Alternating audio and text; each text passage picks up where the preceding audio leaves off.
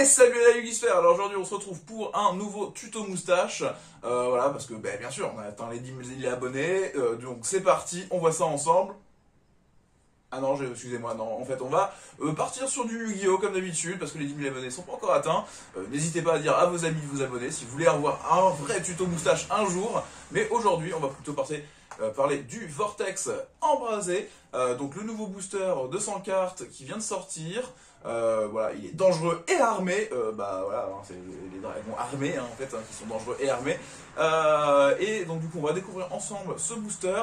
Alors comme pour les vidéos précédentes, je vais faire l'ouverture rapidement, on va trier rapidement les cartes dans leurs archétypes, on va pas trop s'intéresser à leurs effets, et on reviendra s'intéresser à tous les effets dans chaque famille, et les cartes qui seront externes, juste après, de façon à bien voir en détail chaque carte, et bien comprendre l'effet de chaque carte pour vous, parce que voilà, en général les gens qui sont sur cette chaîne apprécient un contenu peut-être un peu long des fois, mais vraiment précis, voilà, sur chaque chose. Donc voilà, et vous verrez, il y aura encore des encarts pour vous permettre de savoir où aller si vous avez des préférences sur les choses que vous voulez découvrir sur cette boîte, hein, de ce que j'aurai ouvert. Et pour les autres, vous pouvez aussi vous arrêter voilà, juste après l'ouverture si tout ce qui vous intéresse, c'est de voir un peu les ratios. Voilà, donc j'en fais pour tout le monde et j'espère que cette nouvelle façon de faire vous plaît. En tout cas, on découvre ça ensemble tout de suite.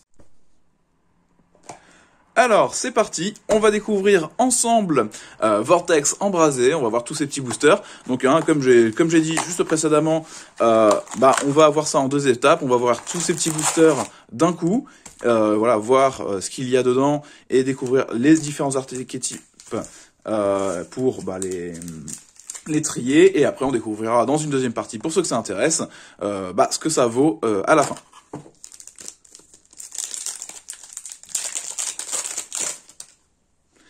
Alors, donc là, on découvre un Giclope gigatonnerre, un Nabank mythologique. Alors voilà, ça va être des choses qui vont être, je pense, assez uniques. Il y a pas beaucoup, enfin il y a quelques cartes pour les mythologiques normalement. Voilà, un deuxième mythologique, un Springan, donc un nouvel archétype qu'on découvre là. Donc là, un constellé, donc ça c'est pour ajouter du support. Le rituel du dragon armure.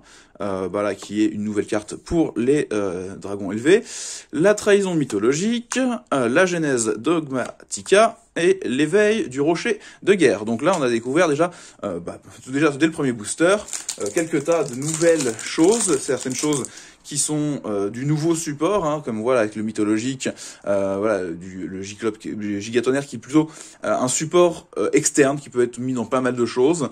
Le caducée constellé qui va être une carte effectivement spécifique pour les constellés qui vient à rajouter du support. Le support qu'on va découvrir normalement sur les dragons élevés, les versions tonnerre, les Dogmatica qu'on connaît déjà, et les rochers de guerre qui viennent s'ajouter dans les archétypes TCG, voilà. Et le Bangasque Springan. Donc par la suite, on découvre la Vouivre récente rayonnante. Donc là, c'est plutôt une carte qui va être générique. Hein. Je vais la plutôt mettre dans les choses génériques pour aider les decks chaos un peu. Le professeur Digama de la Force S, donc un nouvel archétype qui vient s'ajouter ici, un archétype psychique, un petit peu la suite logique des structure psy, hein, pilote structure psy et tous les entraps qui vont avec. Donc ici on découvre un insecte numérique qui vient s'ajouter en support, voilà, comme d'autres cartes pour cet archétype qui est un peu plus ancien, un archétype qui vient de perdre des certes de X3. Donc on va commencer à être trier peut-être voilà, un petit peu plus dans les choses qu'on connaît, les choses qui viennent vraiment s'ajouter nouvellement dans ce booster. Voilà. Alors après on a un Mechabot pour venir ajouter dans notre deck de structure éventuellement, et on découvre notre première ultra avec Bachilleros du Rocher de Guerre, donc ce nouvel archétype qu'on parlera un peu plus dans la suite de la vidéo pour le découvrir en profondeur. Après on a une nouvelle carte mythologique, une transmission synchro, oui ça. Donc après on a une transmission synchro pour nous aider à faire des invocations synchro, c'est plutôt une carte staple, un peu de support, un spécimen de la force RS pour ce nouvel archétype, le souffle des acclamations qui va être une nouvelle carte de support pour aider l'invocation rituel vent.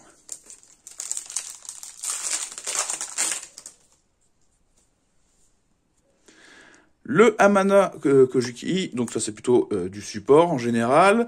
Capitaine Spargas Springan, donc les Springan que j'ai mis maintenant ici. Le Giclops qu'on redécouvre. Une sorcière vent Bizarre Clochette, donc un support encore pour un archétype qu'on connaissait déjà. Donc les sorcières vent qui reçoivent du nouveau support dans ce booster. Donc on découvre ici la Grande Mère de Sable Golgonda, donc une nouvelle carte qui va venir aider les Springan, hein, l'archétype qu'on découvre dans ce nouveau booster. Le canon en équation linéaire, alors ça c'est une carte, on va en parler vraiment à la fin de la vidéo parce que c'est une carte très rigolote, un peu compliquée, mais voilà, on en parlera un peu plus en détail plus tard. L'Encore Pendule, qui est une très bonne carte pour supporter les archétypes pendules, la Trahison mythologique, et le Refrain de la brise glacée, qui est une carte pour venir supporter les sorcières vent. Alors, une nouvelle carte Springan, la confrontation de la force S, donc on découvrira toutes ces archétypes à la fin, comme on le disait, la guitare Gondin de Dioginigis, un peu compliqué à prononcer, hein, je vous cache pas, je sais pas si vous à la maison, voilà, c'est les chaussettes de l'archi-sèche sont elles sèches, et ben voilà, parfait. Et ici, donc du coup, une carte qui est plutôt pour venir supporter les decks hauts, le professeur qu'on a déjà vu pour la force S, le Andress, ouais, Andress, hein, je ne sais pas si vous prononceriez comme ça. Mythologique. Voilà, donc une très belle carte. Hein, voilà, c'est qu'une super, mais elle est très très jolie. Donc il va être une nouvelle carte pour cet archétype mythologique. La saga des guerriers anciens, donc ça c'est très cool pour continuer à s'amuser avec les guerriers anciens. On verra si on découvre les autres cartes qui sont en support dans ce booster, parce qu'on en découvre depuis déjà un peu plus d'un an, et c'est un archétype que moi j'aime beaucoup, voilà, parce que je suis fan de cette partie historique, voilà, qui est loin de chez nous. Après on va voir la porte du monde virtuel Xiongzu, donc une carte pour le monde virtuel, l'appel Springan, et le régulateur d'étoiles d'acier, donc un nouveau petit monstre lien hein, qui nous apparaît, un monstre lien, une machine 3 apparemment. On découvrira ça un peu plus tard.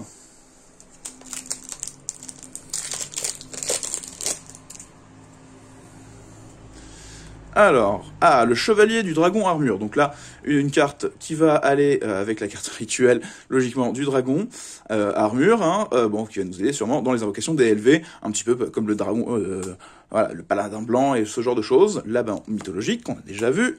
Rendez-vous Tribrigade, donc là, une carte pour venir supporter l'archétype Tribrigade qu'on a déjà découvert. Neyrod, disciple du Miroir des Rêves, donc une carte pour supporter le deck Miroir des Rêves, on en a quelques-unes. Et on découvre apparemment notre première secrète, donc la montagne du rocher de guerre, donc une secrète pour le nouvel archétype rocher de guerre, donc c'est bien, hein, effectivement, j'ai une ultra et une secrète, donc je vais peut-être pouvoir monter un peu le deck, ça va être sympa. Explosion Springan, le canon à équation linéaire, qu'on a déjà parlé. Là, on a le dragon de la tempête déchaînée Beaufort 9. Alors, très très sympa, très très bon dragon. Je vous invite vraiment à suivre la vidéo parce qu'on va en parler. C'est un nouveau dragon rituel vent, très sympa. Une carte pour suivre le deck double avatar, donc l'ascendant du double avatar. Donc on va voir si on a d'autres cartes de cet archétype. Alors, une confrontation de la force S, le sanctuaire, Sagittaire féerique Igunar. Donc ça, c'est une carte qui est du support, je pense, au chevalier. On en reparlera à la fin. Je vais la mettre avec un peu plus les staples pour l'instant. Le dragon armé de la foudre, une magie continue. Le professeur de la force S, je crois qu'on va pouvoir peut-être s'intéresser à la force S. Le dragon armé du tonnerre LV3. Donc on a le petit bébé, la version tonnerre. Voilà, hein, pour ceux qui sont fans des decks à dragon armé, et voilà, hein, ça vous intéressera sûrement, hein, voilà, pour les vieux fans, parce que c'est quand même un vieil archétype, et on va découvrir ça ensemble un peu plus après. Hein. Le renfort de la troupe de l'armée, une carte qui, je pense, vous parlera un petit peu dans le principe, hein, au vu de l'artwork et du titre, et on découvrira en fin de vidéo. Transmission, transmission synchro, les sagas pour les guerriers anciens, hop, et encore le canon à équation linéaire, hein. Comme je vous dis, on vous en parlera à la fin.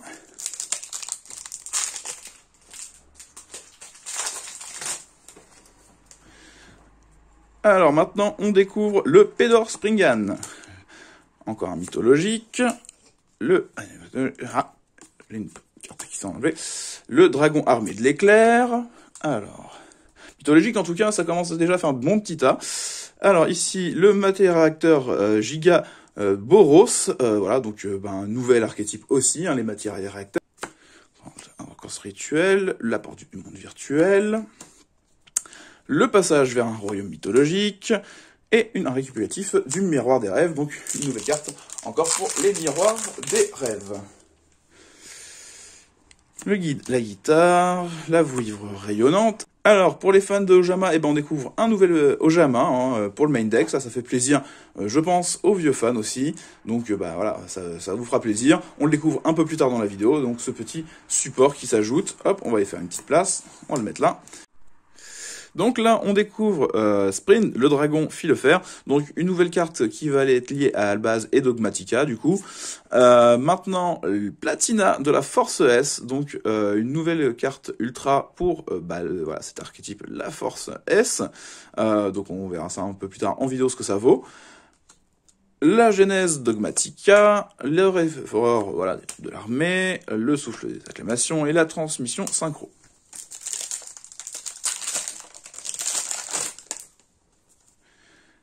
Ah, voilà une carte qui fait plaisir pour moi. Donc, parce que dans ce booster, il y a du support Metalphos, donc un archétype que j'adore. Donc là, on le découvrira aussi en fin de vidéo, je vous en reparlerai. On en reparlera sûrement peut-être en deck building sur des deck profile après, parce que c'est vraiment un archétype que j'adore. Donc voilà, super sympa d'en récupérer. Alors, la sorcière vent, hop, la nommage, une nouvelle carte. Miroir des rêves qu'on a déjà. Voilà.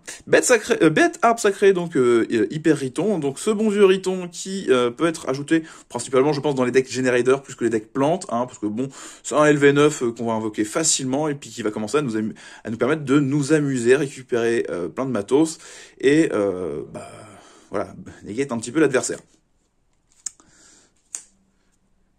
Là pour virtuel, le canon à équation linéaire, le passage vers le royaume mythologique, et Orpis du rocher de guerre. Donc là, pour notre petit archétype rocher de guerre, ce nouvel archétype qu'on va découvrir à la fin. Brangan Springan, encore un Metalphos, le Giclope Gigatonnerre, la guitare Grondin, le dragon armé LV3, c'est bien, comme ça j'en ai deux, c'est plutôt cool, et si on le met sur la bonne pile c'est mieux. Renfort de l'armée, refrain de la brise glacée, l'apport du monde virtuel et la fusion Metalphos Para, donc une nouvelle fusion Metalphos qu'on pourra aller poser directement depuis le deck. Ça c'est sympa, voilà, je vous la conseille, vous la découvrirez à la fin.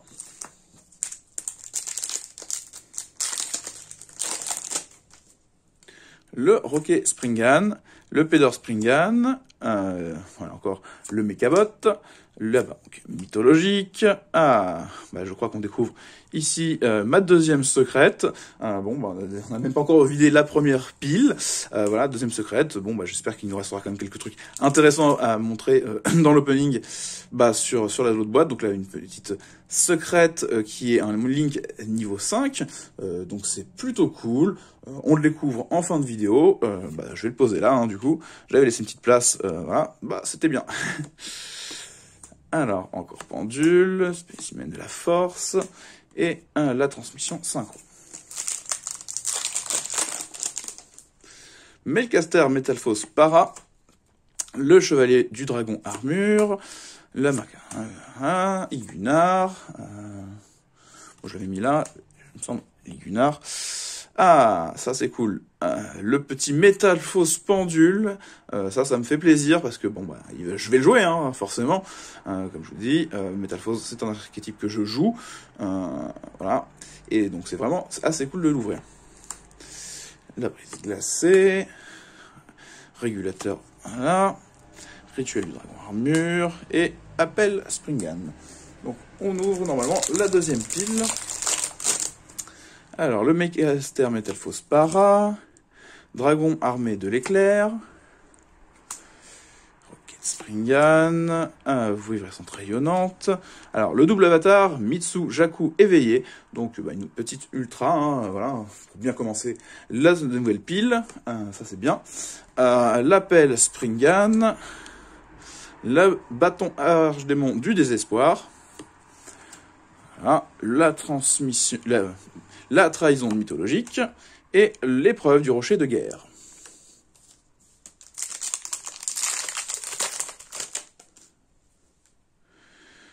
Alors, un abon mythologique, la sorcière vent, Pedro Springan, disciple, bête Hyperion, le Ryton, l'Orpis. Donc, et c'est tilté, une nouvelle carte pour les fans de l'or, hein, avec le gobelin et le jackpot set. Donc, on redécouvrira cette carte en fin de vidéo, un peu plus tard, si vous le suivez jusque-là. Le souffle des acclamations. Le professeur d'Igama de la Force, Capitaine Springan, si je mets le professeur, voilà, hop, je cache les Springan, évidemment, Dragon armé de la foudre, Melcaster Métalphose, le Gactos de Rocher de guerre. Donc Rocher de guerre, on récupère pas mal de choses, hein. On va voir pas mal ce nouvel archétype, qu'est-ce qu'il vaut, en fin de vidéo, au cours de la vidéo, hein, plutôt, la genèse dogmatique, encore une fois, voilà, Skyler du Rocher de guerre, et Fusion Métaphose Para.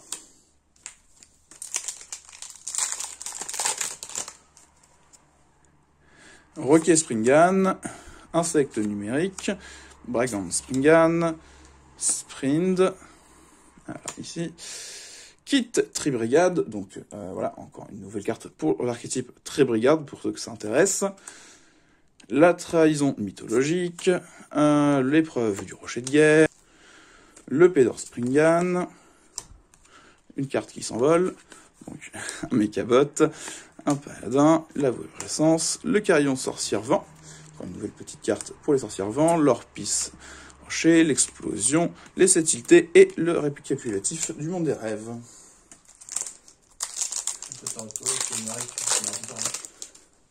Giclops, Gigatonnerre, le Springan, Neroi, disciple, voilà, le livre-échange, adresse mythologique, régulateur d'acier, bâton archdémon, rituel d'argon armure, régulatif des murs. Alors, hop, on découvre les 6 derniers boosters. Alors, l'abon mythologique, la confrontation de la force S, l'Ojama Rose, le Rocket Springan, Live Jumelle Lila, la friandise, hein, donc pour ceux qui ont découvert cet archétype dans la précédente édition, hein, si ça vous intéresse. Le Skyler du Rocher de guerre, Fusion de Métalphose Para, épreuve du Rocher de guerre et la saga. La Malia, voilà. Le Capitaine Springan, le Rendez-vous Tribrigade, Chevalier, Observation Springan, voilà, hop, Spécimen, la force S, Démon, Springan. Allez, hop, on espère une nouvelle carte très sympa, on y croit. Dragon armé, confrontation, caducée de la constellée, Métalphose, voilà. C'est tilté, encore pendule, Skyler.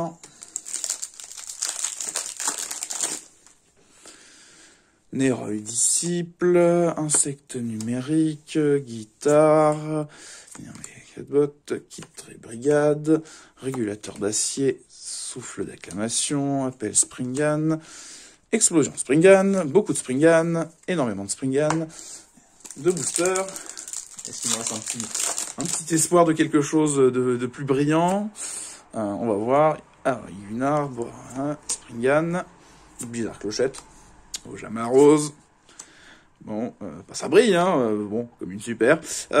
Donc, la nouvelle carte Fusion Miroir des Rêves, hein, qu'on découvrira en même temps que l'archétype. Très très bonne carte, hein, au final. La trahison mythologique, les troupes de l'armée, la transmission synchro, l'ascendant double et le dernier booster.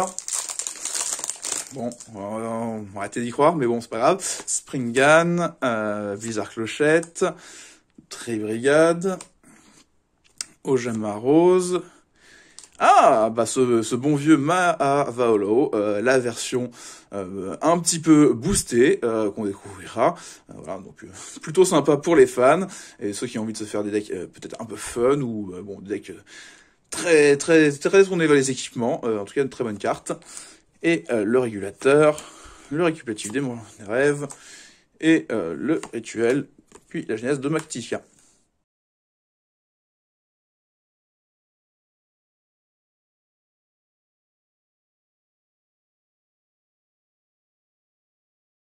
Alors, pour commencer un petit peu l'explication des cartes qu'on a ouvertes. D'un côté, alors je vous ai mis le Libéchange Mechabot et de l'autre côté l'Ojama Rose. Donc voilà, vous pouvez les lire, hein, mais moi je vais vous les lire hein, de toute façon. Donc le Libéchange Mechabot va nous dire que s'il est ajouté à la main, sauf en la piochant, on peut l'invoquer spécialement et aussi on ne peut invoquer spécialement de monstre machine exclu le reste de ce tour. Et après, s'il a été invoqué normalement ou spécialement, il nous permet d'envoyer un monstre Mechabot au cimetière. Donc là, déjà, c'est une tune-up pour encore le deck Mechabot, hein, pour ceux qui ont acheté le deck de structure l'année dernière. Donc c'est une carte à ajouter au deck, hein, clairement. C'est une carte aussi qui peut s'ajouter avec un petit splash de Mechabot dans d'autres decks, en fait, parce que ça va nous permettre d'avoir un extender dans nos decks machines, hein, tout simplement. Et sur nous, dans le deck Mechabot, d'envoyer éventuellement la nouvelle forteresse, hein, la citadelle, au cimetière, pour pouvoir la faire revenir après, utiliser notre Mechabot pour un Xyz ou un lien, voilà. C'est plutôt pas mal, hein, sachant qu'on a des Mechabots qui, juste en s'invoquant normalement, vont nous permettre d'aller chercher un autre Mechabot. Donc voilà, on en reballe un, on va chercher celui-là qu'on spé directement. Voilà, c'est très fort. Et ça nous permet en plus voilà, d'envoyer au cimetière un autre Mechabot. Et ces stacks sont plutôt corrects, hein, vu qu'on est là quand même 1800 pour un niveau 4. Après, on a un Ojama Rose. Donc l'Ojama Rose, le petit dernier de la famille, ça fait longtemps que les joueurs de Dojama attendent des nouveaux Ojama. Et celui-ci est pas trop mal. Il nous permet de dire que s'il est envoyé depuis la main ou le terrain au cimetière, chaque joueur va piocher une carte, et puis il va défausser une carte. Et nous, si on a défaussé une carte Ojama au cimetière par cet effet, on va pouvoir cibler une carte une zone monstre adverse inutilisée et notre adversaire ne pourra pas l'utiliser jusqu'à la fin du tour. Donc ça c'est quand même très fort, ça nous permet ici d'avoir un nouvel effet, sachant que les cartes Ojama ont des fois des effets quand se font défausser comme celle-ci. Donc c'est pas forcément mauvais, c'est plutôt c'est plutôt une bonne carte qui vient s'ajouter, surtout ça nous fait plus de monstres dans le deck Ojama pour le supporter.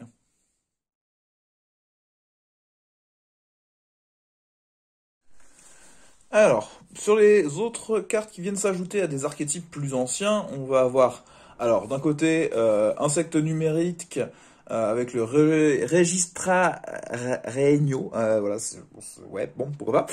Et la saga des guerriers anciens, le chemin galant. Donc le insecte numérique, pour ceux qui connaissent pas, c'est un archétype qui est sorti pendant l'ère Arc 5, qui est un archétype de monstre insecte basé pour faire des invocations Xyz un peu renforcées et faire des rank-up de Xyz insectes. Là, effectivement, cette petite insecte numérique, comme ses comparses, va vraiment servir à ça. Hein. Son effet nous dit bien, justement, qu'ils n'ont utilisé comme matériel ici, sauf pour un Xyz insecte. Après, il a un truc un peu sympa, c'est qu'effectivement, il est mis à jour par rapport aux nouvelles méta, hein. C'est-à-dire qu'il va permettre d'être un extender, c'est-à-dire que quand on invoque normalement un monstre insecte, on va pouvoir l'invoquer spécialement depuis notre main. Et voilà, c'est de niveau 3, hein, bien sûr, hein, comme ses copains du deck. Et on va pouvoir l'invoquer spécialement. Et en plus, on peut le faire devenir 5 ou 7, donc pouvoir lui permettre d'aller plus vite sur des Xyz insectes de plus haut niveau, sachant que certains autres insectes vont pouvoir copier les niveaux de d'autres copains. Donc ça peut être pas mal. Et en plus, il fait un effet comme XP Extra ou comme le Chevalier Fantôme, qui vont donner un boost d'attaque de 1000 d'attaque s'ils sont utilisés en tant que matériel Xyz. Donc très fort. On va pouvoir éventuellement faire un Xyz 7 insecte qui aura déjà 1000 d'attaque en plus. Ça peut faire des dégâts, donc c'est pas mauvais. Voilà, si vous n'avez pas cet archétype, hein, sachez que c'est pas un archétype qui doit coûter très cher, je pense, parce que c'est essentiellement des communes, hein, qui étaient sorties à l'époque. C'est pour ça qu'il passait un petit peu à la trappe. Mais pour ceux qui sont intéressés, ça peut être pas mal. Je vous le conseille. Après la saga des guerriers anciens, le chemin galant, donc une nouvelle piège continue pour les guerriers anciens. qui nous dit que si un ou plusieurs monstres guerriers vont être détruits au combat, on peut envoyer cette carte au cimetière à la place, ce qui est plutôt pas mal, hein, un bon effet de remplacement. Et après, elle nous dit qu'on peut utiliser chacun des effets suivants qu'une fois par tour. Il y en a un qui va nous permettre de dire que si notre adversaire invoque spécialement un monstre, on peut invoquer spécialement un jeton guerrier ancien niveau 1, 500, qui pourrait nous servir comme ça pour faire l'invocation du lien. Et après, il y a un dernier effet qui dit que lorsque une carte ou un effet qui cible un ou plusieurs monstres guerriers anciens sur le terrain est activé, on peut la bannir du cimetière et on annule l'activation. Ce qui est plutôt bien pour nous protéger.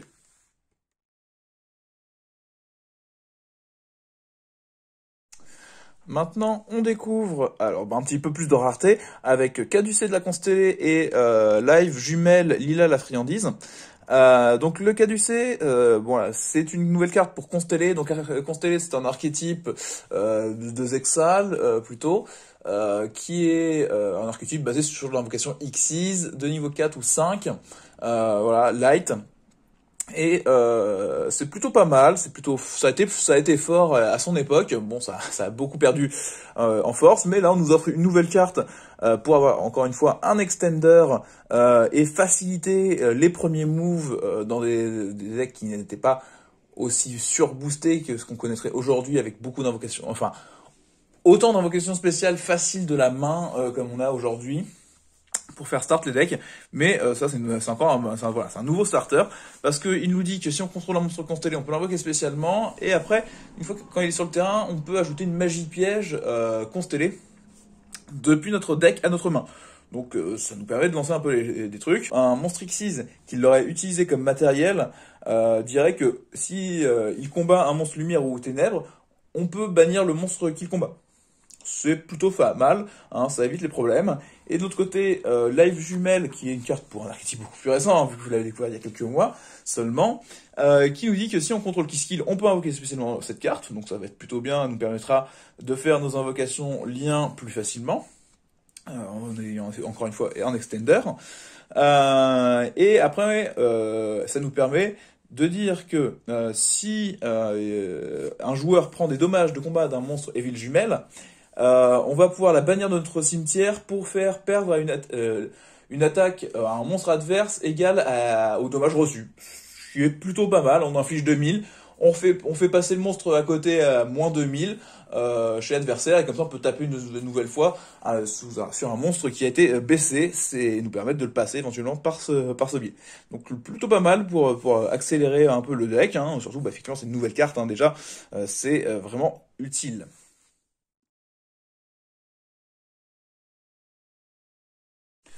Alors ce coup-ci, on a deux cartes pour le même archétype qui reçoit un petit peu de nouveau support, un archétype qui vient à peine de sortir aussi, hein, c'était sur le précédent Corset, que je ne vous ai pas présenté malheureusement sur la chaîne. Donc on a l'ascendant du double avatar et le double avatar Mitsu Jaku éveillé. Alors c'est d'un côté un bon piège, hein, qui nous permet de dire qu'on cible un monstre double avatar que l'on contrôle, on le détruit, et si on invoque spécialement un monstre double avatar depuis notre deck ou extra deck et dont le niveau d'origine est supérieur de 1 ou inférieur de 1 que le monstre avait sur le terrain. Et après, durant notre main phase, sauf le tour où cette carte a été envoyée au cimetière, on peut la bannir pour récupérer un monstre double avatar dans notre cimetière. C'est vraiment très fort. Très très fort. C'est vraiment, ça serait une forme un petit peu d'un changement de masque éventuellement, ou une forme comme ça, pour double avatar, hein, c'est un peu le principe, je dirais. Et après, donc on a ce fameux Mitsu Jaku, hein, qui nous dit que il demande voilà, hein, quand même pied double double avatar Kokoku et deux monstres double avatar, donc c'est quand même un 3 monstres, mais vous allez voir, je pense qu'il est vaut, il est vaut largement. Il a 2000 d'attaque et 3000 de def, et il nous dit quand même que la première fois que chaque monstre fusion double avatar que vous contrôlez va être détruit au combat, chaque tour, il n'est pas détruit. Donc là déjà, on peut mettre un pâté à 3000 de def en défense et dire que il va rester déjà 2 tours. Et s'il a des copains, c'est pareil, ils vont rester 2 combats. C'est plutôt fort. Et après, il nous dit qu'une fois par tour, durant votre main phase, vous pouvez renvoyer toutes les magies pièges contrôlées par votre adversaire à la main. Alors là, c'est pareil, moi j'appelle ça dans le jargon un truc un petit peu fort, hein. Ça peut embêter l'adversaire en fonction de ce qu'il joue, et nous faire voilà, nous faire une belle place nette pour placer l'OTK, donc ça c'est très très fort aussi. Et son dernier effet n'est pas non plus des moindres, hein, parce qu'il nous dit encore que lorsqu'un effet de monstre est activé sur le terrain de votre adversaire, tant que vous contrôlez minimum deux autres monstres fusion, effet rapide, vous pouvez détruire le monstre. Et on peut utiliser cet effet qu'une fois par tour. Mais bon, ça c'est quand même correct, hein. Je pense que vous aussi à la maison, vous avez envie de monter double avatar quand vous voyez ça. Moi en tout cas, ça me donne vraiment envie de jouer de jouer le deck, hein. Voilà, des effets aussi forts, c'est pas mal. Ça donne, il y a du potentiel.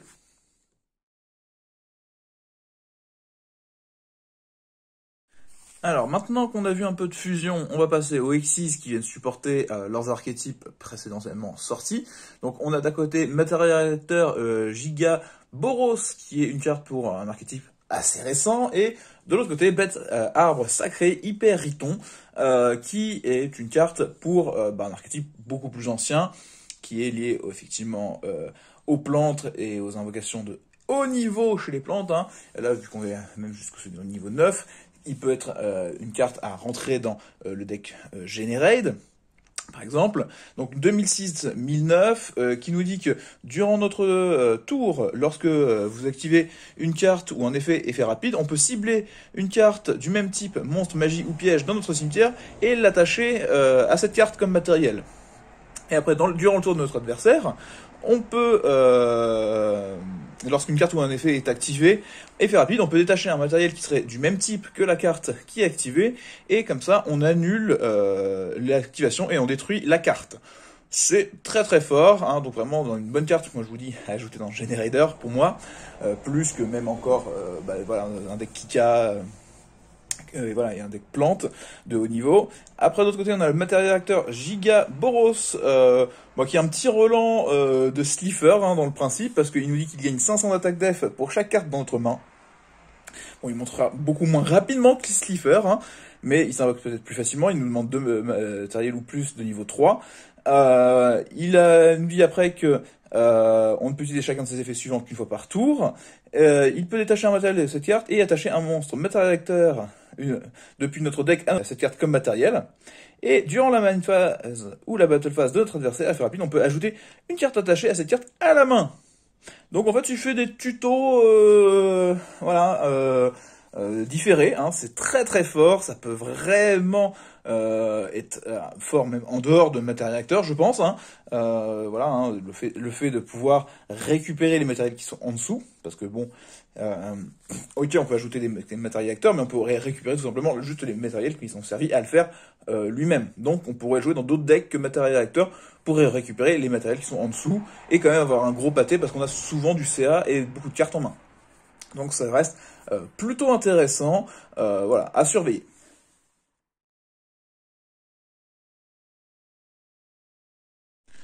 Alors, maintenant, on vient booster un petit peu le deck Miroir des Rêves avec des nouvelles cartes. Donc là, on en découvre 3. Le récapitulatif du Miroir des Rêves. Donc un piège continu qui nous dit que si un monstre Miroir des Rêves que l'on contrôle va être sacrifié pour activer son propre effet, on le mélange dans le deck au lieu de l'envoyer au cimetière. Donc ça, c'est très fort parce que vu que les monstres Miroir des Rêves n'arrêtent pas de se changer les uns les autres, au bout d'un moment, en fait, on se retrouve à avoir tout dans notre cimetière et ne plus pouvoir faire aucun move. Alors que là, si on va les renvoyer à chaque fois dans le deck, et ça nous permettra de continuer à faire ces cycles de remplacement l'un et l'autre entre la lumière et le ténèbre de chaque monstre. Donc c'est très très fort comme premier effet. Après, il nous dit que durant la main phase, on peut envoyer cette carte face recto au cimetière et placer un de nos miroirs des rêves de la joie ou miroir des rêves de la terreur qui est banni ou dans le cimetière face recto dans la zone terrain. Puis on peut invoquer spécialement un monstre depuis notre main qui lit spécifiquement la carte qu'on a placée dans son texte. Donc ça, c'est pareil, c'est extrêmement fort. Ça nous permet de recycler ce coup-ci les magies de terrain qui ont été envoyés au cimetière par les changements demandés pour les effets. Donc c'est très très intéressant aussi de pouvoir les recycler et en plus de invoquer spécialement un monstre qui serait listé qui listerait ce terrain-là. Donc avoir un monstre en plus. Donc voilà, c'est un très très bon piège, vraiment très bon piège pour l'archétype. Maintenant, on va regarder Neroy, disciple du Miroir des Rêves. Donc ça, c'est une forme de petit extender pour le deck Miroir des Rêves, qui nous dit tout simplement que Si on contrôle un monstre miroir des rêves, on peut l'invoquer spécialement. Voilà, donc ça s'active et on peut la faire devenir comme ça cette carte ténèbres aussi, donc elle sera lumière et ténèbres, donc elle pourra profiter des effets en fonction des besoins des terrains, donc ça c'est plutôt bien. Et sinon elle nous permet de dire que quand elle est invoquée par l'effet d'un monstre miroir des rêves, donc là on va être invoquée par son propre effet, ça suffit, elle va nous permettre de renvoyer une magie piège contrôlée par notre adversaire à la main. Et après, si le monde des rêves de la terreur est aussi sur le terrain, en plus que le miroir rare de la joie, on peut piocher une carte, puis on mélange une carte depuis notre main dans le deck. Donc ça nous permet de refaire un peu notre main, de rechoisir un petit peu nos moves suivants, c'est pas trop mal. Ça peut nous renvoyer un monstre qu'on n'a pas envie de renvoyer tout de suite, qu'on pourra récupérer depuis le deck. Et après, on a la fusion, une nouvelle fusion pour l'archétype, donc ça c'est très très cool aussi. Voilà, c'est une fusion qui nous demande 2 monstres miroirs des rêves d'attributs différents. Donc un lumière, un dark, qui nous dit qu'elle est aussi considérée comme lumière. Après, on peut utiliser chacun des effets suivants qu'une fois par tour, mais ils sont pas mal, hein, parce que il y en a un qui nous dit que lorsqu'un effet de monstre est activé, tant que le monde de miroir de la terreur est activé, on peut annuler l'effet. Voilà. C'est plutôt fort, hein, en général. Ça demande pas trop de conditions pour le deck. Et après, si Miroir des Rêves de la Joie est dans la zone terrain, effet rapide, on peut sacrifier cette carte et invoquer spécialement sa version light depuis le deck. Donc c'est vraiment cool. Voilà, ça nous permet vraiment de swapper entre les deux. C'est vraiment très très fort. Moi je vous le conseille, voilà. Je vous conseille voilà, cet archétype si vous le connaissez pas. Moi j'ai monté un deck dessus. Peut-être que je vous ferai un deck profile prochainement en ajoutant ces nouvelles cartes, bien sûr, hein, qui vont vraiment venir renforcer la structure du deck. Voilà, on verra ça ensemble, probablement.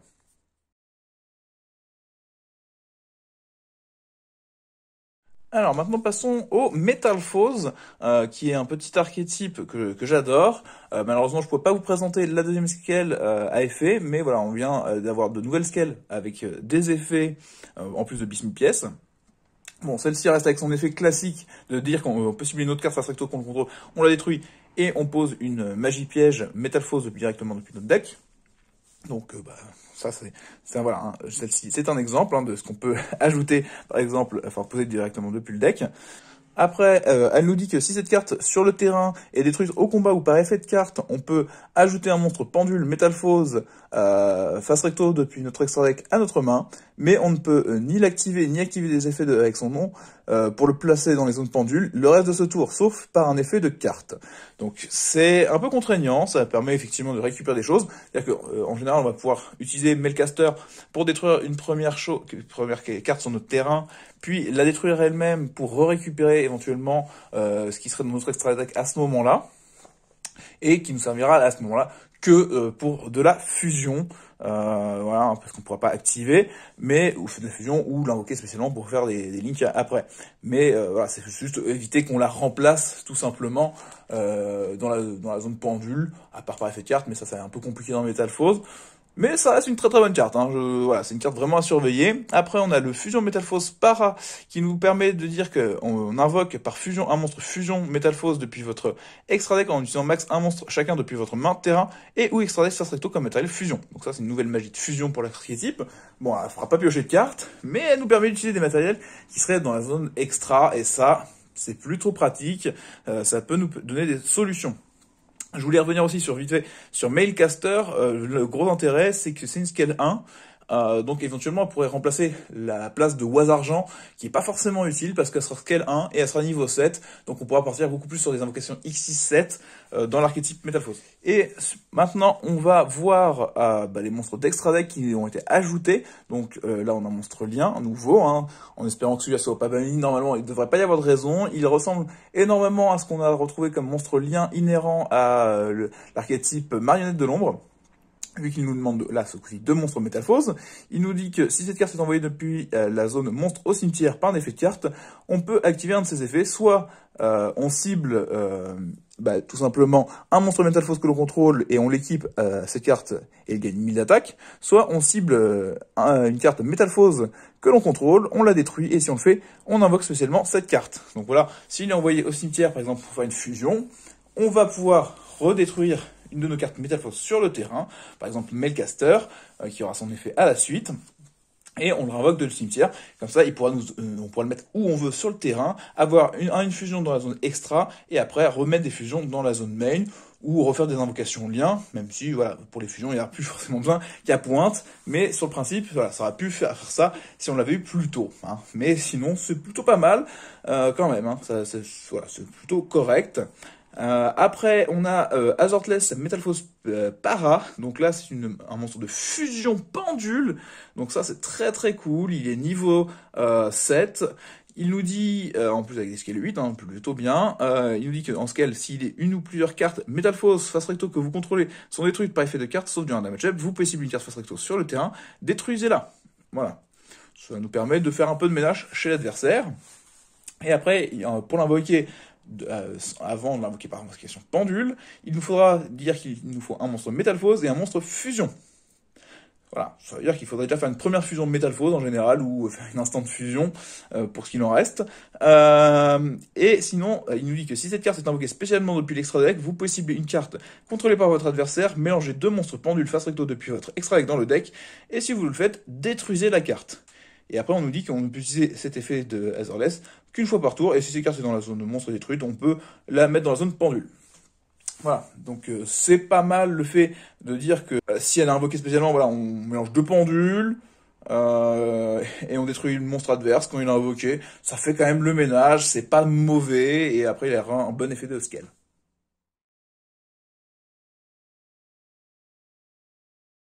Alors maintenant, on va venir booster un petit deck de 5 DS, les mythologiques.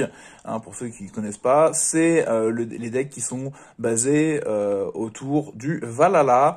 Hein, c'est le principe des mythologies nordiques. Hein, voilà, c'est tous les monstres As, tous les monstres bêtes nordiques mythologiques. Donc la trahison mythologique d'un côté et le passage vers un royaume mythologique. Donc, la trahison qui nous dit qu'on cible un monstre mythologique dans notre cimetière et une carte face recto sur le terrain, on défausse une carte, et si on le fait, on invoque spécialement le monstre du cimetière, et on détruit l'autre carte sur le terrain. Plutôt bon piège, hein, voilà, c'est quand même, il y a pas mal d'effets, c'est plutôt correct. Après, on a le passage vers un royaume mythologique, la magie de terrain, qui nous permet de dire que lorsque cette carte est active, on peut envoyer un monstre mythologique depuis notre deck au cimetière. Voilà, ça nous permet d'envoyer une ressource qui nous sera utile par la suite. Après, on peut cibler un monstre mythologique dans notre cimetière, on défausse deux cartes, et si vous le faites, on ajoute le monstre à notre main. Donc, une ressource qu'on peut récupérer instantanément, comme vous pouvez le voir, avec des monstres mythologiques qui sont défaussés, et souvent les monstres mythologiques peuvent avoir des effets quand ils sont défaussés, donc c'est pas inintéressant. Après, ça nous dit que si un monstre mythologique attaque un monstre de l'adversaire et que vous avez moins de cartes dans votre main que votre adversaire, votre monstre gagne une attaque égale à la différence du nombre de cartes fois 200 durant le calcul des dommages uniquement. Donc là, c'est pareil, vu qu'on n'arrête pas de se vider la main, bah, pouvoir booster ces monstres, ça peut avoir tout son sens et être très très efficace. Maintenant, découvrons deux nouveaux monstres mythologiques, le Haban mythologique et Marcosia. Donc d'un côté on a une petite bête synthoniseur, hein, un castor mythologique, hein, qui nous dit que si cette carte est dans votre cimetière, vous pouvez défausser un monstre mythologique, et si vous le faites, invoquez spécialement cette carte, mais bannissez-la lorsqu'elle quitte le terrain. Voilà, c'est plutôt bien, ça nous permet d'avoir une forme d'extender, hein, si effectivement on utilise le terrain, on l'envoie au cimetière, on pourra directement la réinvoquer par son effet, au lieu de devoir défausser deux pour la rajouter à la main. C'est pas être intéressant. Après, le Marcosia mythologique. Si cette carte est dans votre main, vous pouvez défausser max 2 monstres mythologiques lui-même exclus. Et si vous le faites, invoquez spécialement cette carte. Voilà. Donc ça, on envoie avant au cimetière pour invoquer Marcosia, et après on renvoiera quelque chose au cimetière pour Aban pour le réinvoquer. Pourquoi pas. Et si cette carte est invoquée de cette façon, cette carte gagne 200 d'attaque pour chaque monstre défaussé. Bon, ça peut venir déjà taper un petit peu, ça peut faire une 2100. Si cette carte est défaussée au cimetière, ajoutez une magie piège mythologique depuis votre deck à votre main. Donc là, vous voyez, si celle-ci avait été défaussée pour avant, on pourrait aller chercher encore une carte et continuer les loops de récupération de cartes, même si on se défausse de ressources. Voilà un petit peu comment ça peut accélérer le deck. Et maintenant, on va découvrir la dernière qui a été ajoutée. Le Andress mythologique, donc là c'est un très très bon démon, 2400-1900, qui nous dit que si cette carte est invoquée spécialement, votre adversaire peut défausser une carte pour annuler cet effet, sinon vous piochez 2 cartes, puis défaussez une carte. Alors ça, je vous cache pas, c'est excellent. Bon, heureusement, ça demande un synchroniseur mythologique, pour pas que ça rentre dans tous les decks, sinon ça serait un synchro 6 qu'on verrait partout en premier tour pour embêter son adversaire en lui disant « Vas-y, est-ce que tu as envie de défausser une carte ?» Moyen. Bah moi j'en piochais 2, j'en défaussais une. C'est très très fort. Et surtout, si notre adversaire en plus défausser une carte, et c'est un monstre, ce monstre on aurait le droit de le réinvoquer spécialement sur notre terrain, mais on annulerait ses effets. Donc, belle bête, vraiment très belle bête qui vient booster l'archétype. Voilà, hésitez vraiment pas à la trouver. Je pense qu'elle est facile à ouvrir et viendra booster à coup sûr votre deck mythologique. Surtout qu'il y avait eu un petit reprint il y a pas si longtemps dans les boîtes avec 3 decks. Donc voilà, foncez et allez-y.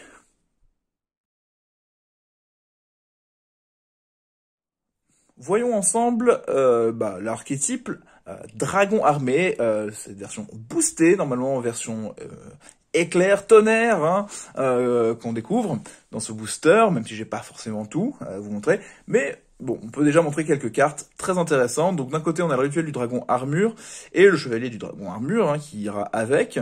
Donc du coup, sur le rituel du dragon armure, il faudra sacrifier des monstres dont le total est minimum 4 pour invoquer le dragon. Après, on pourra la bannir depuis bannir des monstres depuis notre main ou terrain face recto dont le niveau total est égal à minimum 4 et bannissez ces cartes depuis votre cimetière et si vous faites invoquer spécialement un chevalier dragon en mur depuis votre cimetière.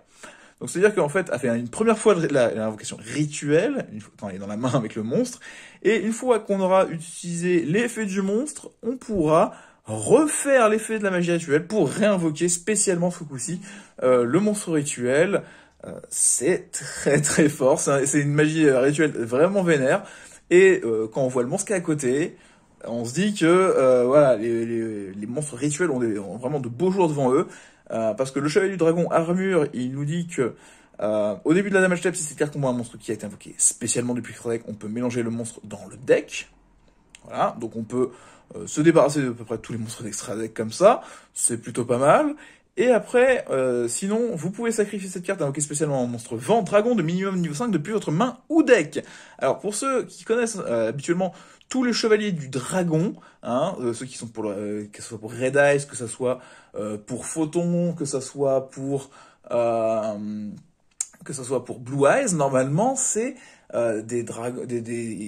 c'était pour invoquer voilà le gros monstre, pour invoquer un dragon blanc aux yeux bleus ou ce genre de choses. Là, on est sur quelque chose qui va être beaucoup moins spécifique, vu qu'on est que sur les dragons vent de minimum niveau 5, ce qui nous en laisse un petit paquet qui pourrait être invoqué par lui. Donc même en dehors de l'archétype, ça peut intéresser des personnes. Voilà, c'est cette condition. Moi, voilà, sachant qu'en plus on pourra le faire revenir une deuxième fois pour refaire une nouvelle fois cet effet main ou deck. Voilà, donc c'est très très fort. Alors, au niveau des magies, donc là j'ai une normale et une continue. Le dragon armé de la foudre, la magie continue qui nous permet de dire que si un ou plusieurs monstres dragons armés que l'on contrôle vont être détruits par effet de carte, vous pouvez envoyer cette carte au cimetière à la place. Donc, petit effet de remplacement sympathique. Après, on peut cibler un monstre dragon armé que l'on contrôle et activer un de ses effets. Il gagne une attaque égale à son niveau x 100, même si cette carte quitte le terrain. Et sinon, on ajoute un monstre dragon armé d'un niveau inférieur ou égal depuis notre cimetière à notre main. Donc là, ça peut nous permettre de repartir, de trouver des solutions ou booster nos gros dragons une fois qu'ils sont vraiment arrivés en LV5 ou LV7. C'est plutôt pas mal. Sinon, le dragon armé de l'éclair qui nous dit simplement de cibler un monstre dragon armé que l'on contrôle en prenant un monstre du même nom depuis notre deck au cimetière et soit on l'ajoute à notre main, soit on l'invoque spécialement en ignorant ses conditions d'invocation, mais il ne peut pas attaquer directement. Bon, c'est vachement fort. Bon, il y a une petite restriction sur le fait qu'on peut pas invoquer de monstre dragon exclu ce tour. Mais c'est quand même très très fort, je sais pas si vous vous rendez compte, de dire qu'on cible un dragon armé qu'on contrôle, de niveau 7, on en invoque un deuxième, même s'il peut pas attaquer directement, le premier, celui qui attaque pas directement, il tape les monstres adverses, et puis après, celui qui a été ciblé au départ, bah, il attaque directement, hein, il n'y a pas de souci. Donc plutôt fort. Et maintenant, bah voilà, le seul des nouveaux dragons armés du tonnerre que j'ai, hein, malheureusement, donc le LV3 hein, à la base, qui nous dit que le nom de cette carte devient dragon armé LV tant qu'elle est sur le terrain ou dans le cimetière. Elle nous permet de dire que on peut utiliser chacun des effets suivants de dragon du tonnerre LV qu'une fois par tour. Vous pouvez envoyer un monstre depuis votre main au cimetière, envoyer cette carte depuis le terrain au cimetière, et si vous le faites, invoquez spécialement un monstre dragon armé de max niveau 5 depuis votre main ou deck. Et si cette carte est envoyée au cimetière pour activer cet effet, pour activer un effet de monstre dragon, vous pouvez piocher une carte. Donc le dragon armé du tonnerre, alors il est vent, dragon, donc il est voilà. Déjà on avait le rituel qui pouvait invoquer des tempêtes dans le principe, ce genre de choses. Là effectivement ça va vraiment tourner sur le principe. On utilise l'effet de tempête, on envoie le LV3 pour repiocher les cartes. On a le droit d'invoquer directement le dragon armé sans avoir à attendre une stand-by ou ce genre de choses. Comme souvent les decks élevés, donc c'est vraiment déjà un petit peu plus fort, un peu plus vénère. Donc bon, dommage que j'ai pas la suite pour monter le deck. On verra si je récupère les cartes à l'échange pour ça. Mais en tout cas, chez vous, si vous en ouvrez, n'hésitez pas à vous monter le deck. Ça va être très très fort.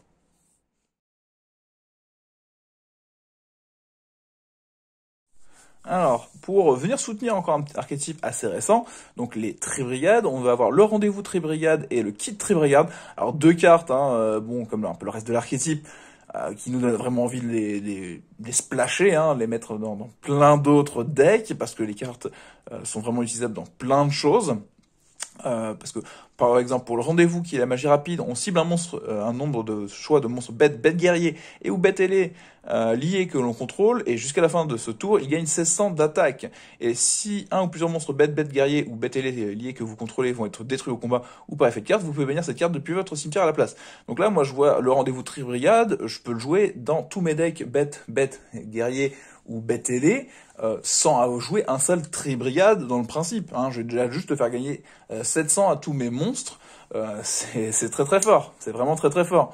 Hein, même dans un Lyrilusc, bah hop, je fais gagner voilà 700 à mon Xyz qui tape 5 fois, bah, au lieu de taper 5 fois à 1000, il tape 5 fois à 1700. Ça fait une petite différence, mon adversaire il le saura à la fin. Voilà, donc c'est une très très bonne carte, c'est une très très bonne carte. De l'autre côté, bah pareil, le kit, on peut la jouer dans tout ce qu'on veut, hein, voilà, hein, sans jouer d'autres Tribrigades, hein, parce qu'elle nous dit tout simplement qu'on peut bannir un nombre de notre choix de monstres bêtes guerriers ou bêtes ailés depuis notre cimetière. On invoque spécialement un monstre lien bête guerrier ou bête ailé depuis notre extract avec une classification de lien égale au nombre banni, et on ne peut pas utiliser de monstres bête guerrier ou bête ailé exclu comme monstre matériel ce tour. Et si c'est envoyé au cimetière, vous pouvez envoyer une carte Tribrigade depuis votre deck au cimetière. Mais là, moi, juste déjà le premier effet, bah là c'est pareil, c'est monstre 2, niveau bête, qui nous offre un lien gratuit. Bah on n'aurait pas même envie de la jouer dans un Melfi, hein, par exemple aussi. Hein, elle rentre dans un Melfi, elle rentre dans plein de decks bêtes guerriers ou bêtes ailés, juste pour s'offrir un lien en bannissant des cartes. C'est fort, c'est très très fort, hein. Je sais pas ce que vous en pensez. Bah, si vous avez déjà monté Tribrigade, je pense que vous êtes très intéressé par ces cartes. Et puis si vous n'êtes pas intéressé par Tribrigade, bah, je vous conseille de vous y intéresser, parce que ça rentre dans plein de choses.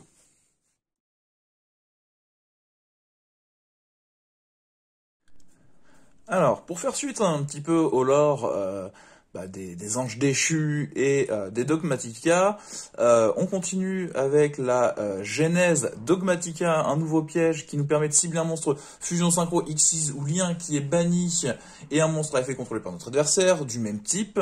On renvoie le monstre banni à l'extra deck et on annule les effets du monstre contrôlé par l'adversaire. Ce qui est plutôt intéressant, ça permet de recycler éventuellement nos ressources et d'annuler les effets adverses. C'est pas trop mal, c'est intéressant, c'est pas forcément la carte à jouer x3, mais pourquoi pas. Après, on a le sprint, le dragon filfer, donc un nouveau fusion lié à Albaz le déchu, donc voilà, comme je dis, hein, tout ce lore. Là, il nous demande un monstre à invoquer spécialement ce tour, voilà, donc en plus, pour l'invocation fusion. Il nous dit que durant notre main phase, on peut déplacer cette carte qu'on contrôle dans une autre zone de monstre main, Et on peut détruire toutes les autres cartes face recto dans la colonne de cette carte. Donc là, ça nous fait un petit ménage, hein, on la met en face d'une zone extra de l'adversaire, on peut détruire jusqu'à 3 cartes, c'est pas inintéressant, bien au contraire. Et après, il nous dit que durant la end phase, si cette carte est dans le cimetière parce qu'il est envoyé ce tour, vous pouvez ajouter à votre main ou invoquer spécialement un monstre Springal ou Albaz déchu depuis votre deck. Donc là, c'est quand même vraiment fort hein, de nous dire que on réinvoque un Springan ou un Albaz. Donc les Springan qui sont un nouvel archétype qui vient se lier effectivement ce coup-ci du côté de Albaz. Hein, voilà, hein, c'est un archétype un petit peu mécanique. Hein, voilà, hein, c'est effectivement des machines conçues pour faire cette guerre effectivement entre voilà l'enfer et le paradis hein, dans le lore. Donc voilà, on va découvrir justement maintenant les Springan. Donc pour les Springan, donc ce nouvel archétype de petite machine feu qui vient se lier au combat du côté de l'enfer. C'est malheureusement un archétype qui va se lier sur l'invocation ici de monstres inhérents que je n'ai pas ouvert. Il y en a un qui est sorti dans cette édition, mais ça ne nous empêche pas de nous intéresser un petit peu à comment ça marche pour ces monstres. Donc chacun des monstres en fait va avoir un effet dans les Springan, donc je vais essayer d'éviter de vous le relire à chaque fois, qui dit qu'on peut les attacher depuis notre main, terrain ou cimetière à un monstre Xyz Springan. Voilà, donc ça c'est un très bon effet, hein, donner du matériel à ces monstres Xyz Springan. Après, il faudra voir ce que font les Xyz Springan, bien sûr, au fur et à mesure de leur sortie. Mais c'est pas inintéressant, bien au contraire, ça peut donner beaucoup de boost et donner des solutions intéressantes pour se défausser plus ou moins de ces cartes et puis pouvoir les refaire revenir du cimetière et pas arrêter de les attacher et les détacher. Après, donc pour le Rocket Springan, donc la 1800. Il nous dit que s'il est invoqué normalement ou spécialement, on peut cibler une grande mer de sable, Golgongonda ou un monstre Springan dans notre cimetière et on l'ajoute à notre main. Voilà. Et après l'autre effet, c'est celui que je vous parlais juste avant. Donc c'est plutôt très cool. Effectivement, ça nous permet d'aller chercher un monstre Springan ou la grande mer de sable Golgonda dans le cimetière. Donc la grande mer, on la verra juste après, hein, c'est la magie de terrain. Après, on a le Pédor qui va nous permettre de le sacrifier, et puis on cible un monstre Springan dans notre cimetière, on l'invoque spécialement. Donc ça, c'est plutôt fort, hein. Ça nous permet d'aller invoquer les monstres Springan de plus haut niveau, parce que là on est sur les niveaux 4, mais le monstre X qui est sorti est un niveau 8, et on a des monstres de niveau 8 qui vont arriver juste après. Alors, pour les niveaux 8, on a d'un côté Branga, qui a 2500 de défense et 500 d'attaque, pas très très fort, qui va nous permettre de dire qu'on peut le bannir cette carte et un monstre Springan de nom différent depuis notre cimetière. On ajoute une carte Springan depuis notre deck à notre main. Donc ça c'est pas mal, hein, ça nous permet d'utiliser tous ces effets, hein, c'est-à-dire qu'on va l'utiliser une première fois pour le mettre en tant que matériel sous le Xyz on le détache, et après on utilise les Springan qui seraient au cimetière pour aller rechercher d'autres cartes dans le deck, donc continuer à rattacher des matériels gratuitement depuis la main, ou faire des invocations hein, aussi normales ou spéciales. C'est pas trop mal, moi je trouve, voilà, vous me direz ce que vous en pensez à la maison. Après, on a le capitaine Sargas Springan. Lui, il a 1500, 2800, voilà. Donc c'est pas forcément fait pour taper, mais après c'est pas ce qui nous intéresse dans cet archétype. Hein. C'est effectivement de faire ces invocations Xyz.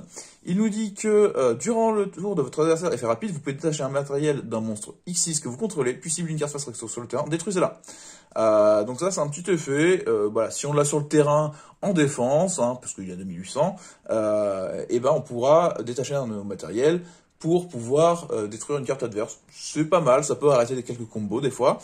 Et après, un monstre ici, Springan, qui a cette carte comme matériel, gagne cet effet et il gagne 500 d'attaque. Donc ça donne un petit boost gratuit, voilà, hein, pour notre monstre Xyz. Donc si on en met plusieurs, ça peut faire plusieurs fois ce boost, ça peut monter un petit peu. C'est moins rapide que ce qu'on pourrait connaître sur des XP extra ou des chevaliers fantômes, mais c'est bien quand même. Alors, du côté des magies, on va commencer par la magie de terrain, hein, parce que c'est ce qui fait souvent tourner les decks, hein, donc on va voir comment a fait tourner le deck de ce coup-ci. Alors, elle nous dit que tous les monstres ici Springan sur le terrain gagnent 1000 d'attaque. Alors ça donne envie effectivement d'invoquer ces fameux Xyz Springan, on a hâte d'en avoir plus du coup.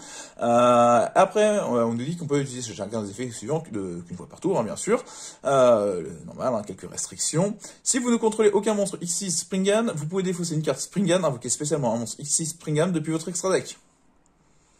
Ah bah ça c'est gratuit, ça permet de lancer un peu le truc, parce que, alors je vous rappelle que les Springan peuvent se rattacher en tant que matériel depuis le cimetière, donc on défausse notre Springan qu'on va pouvoir rattacher instantanément après l'invocation pour mettre du matériel, vu qu'on n'a pas invoqué de façon classique ce Xyz avec des matériels en dessous.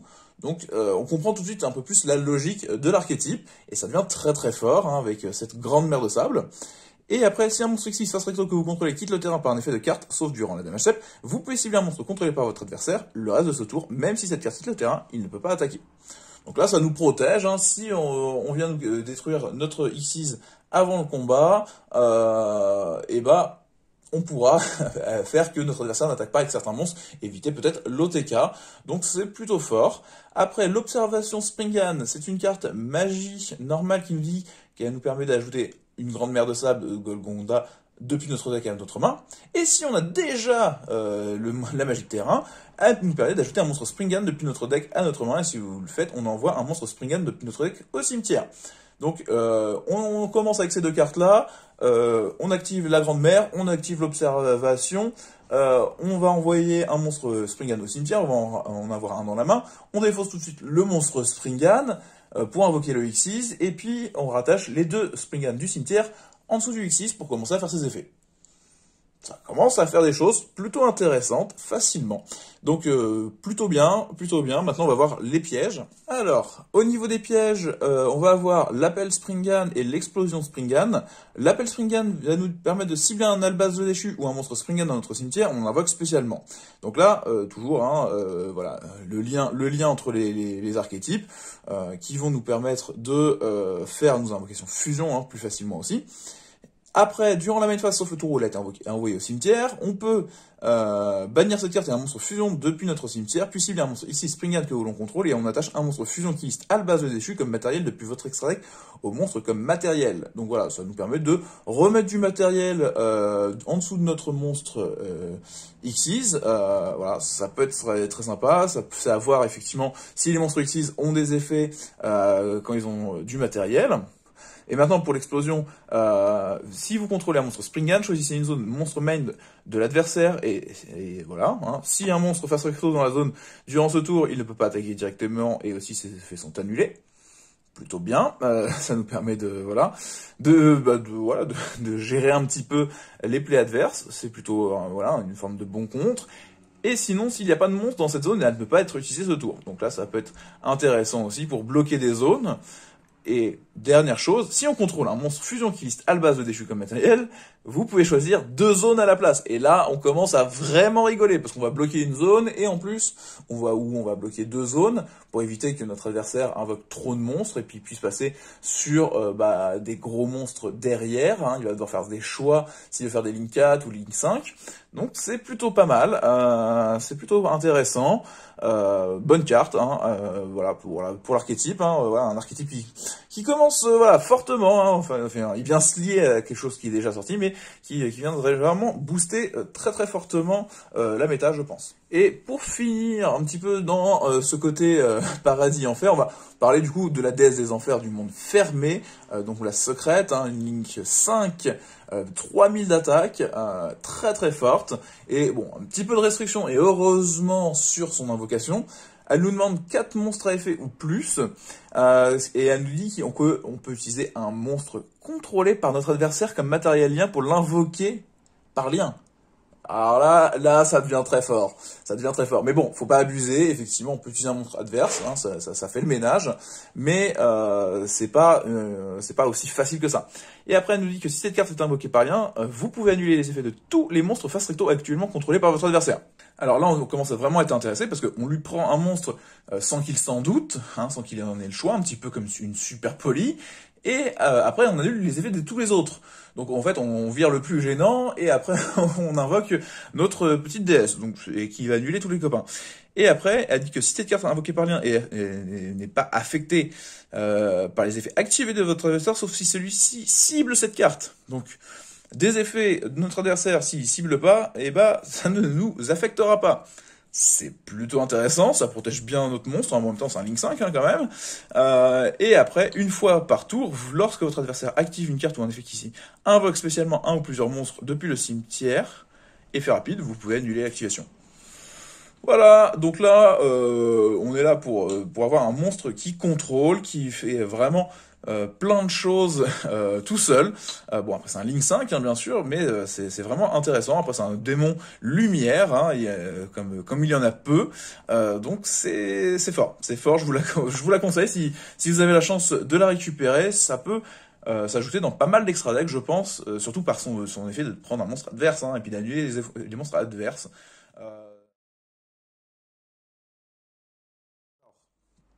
Maintenant, on va voir les monstres Force S, hein, un nouvel archétype qui vient s'incruster un petit peu dans les lores, hein, parce que quand on voit le professeur Digama, voilà, c'est vraiment lié à Gamma structure psy, hein, et pilote structure psy, donc c'est pas inintéressant. Et d'autre côté, on a Platina de la Force S.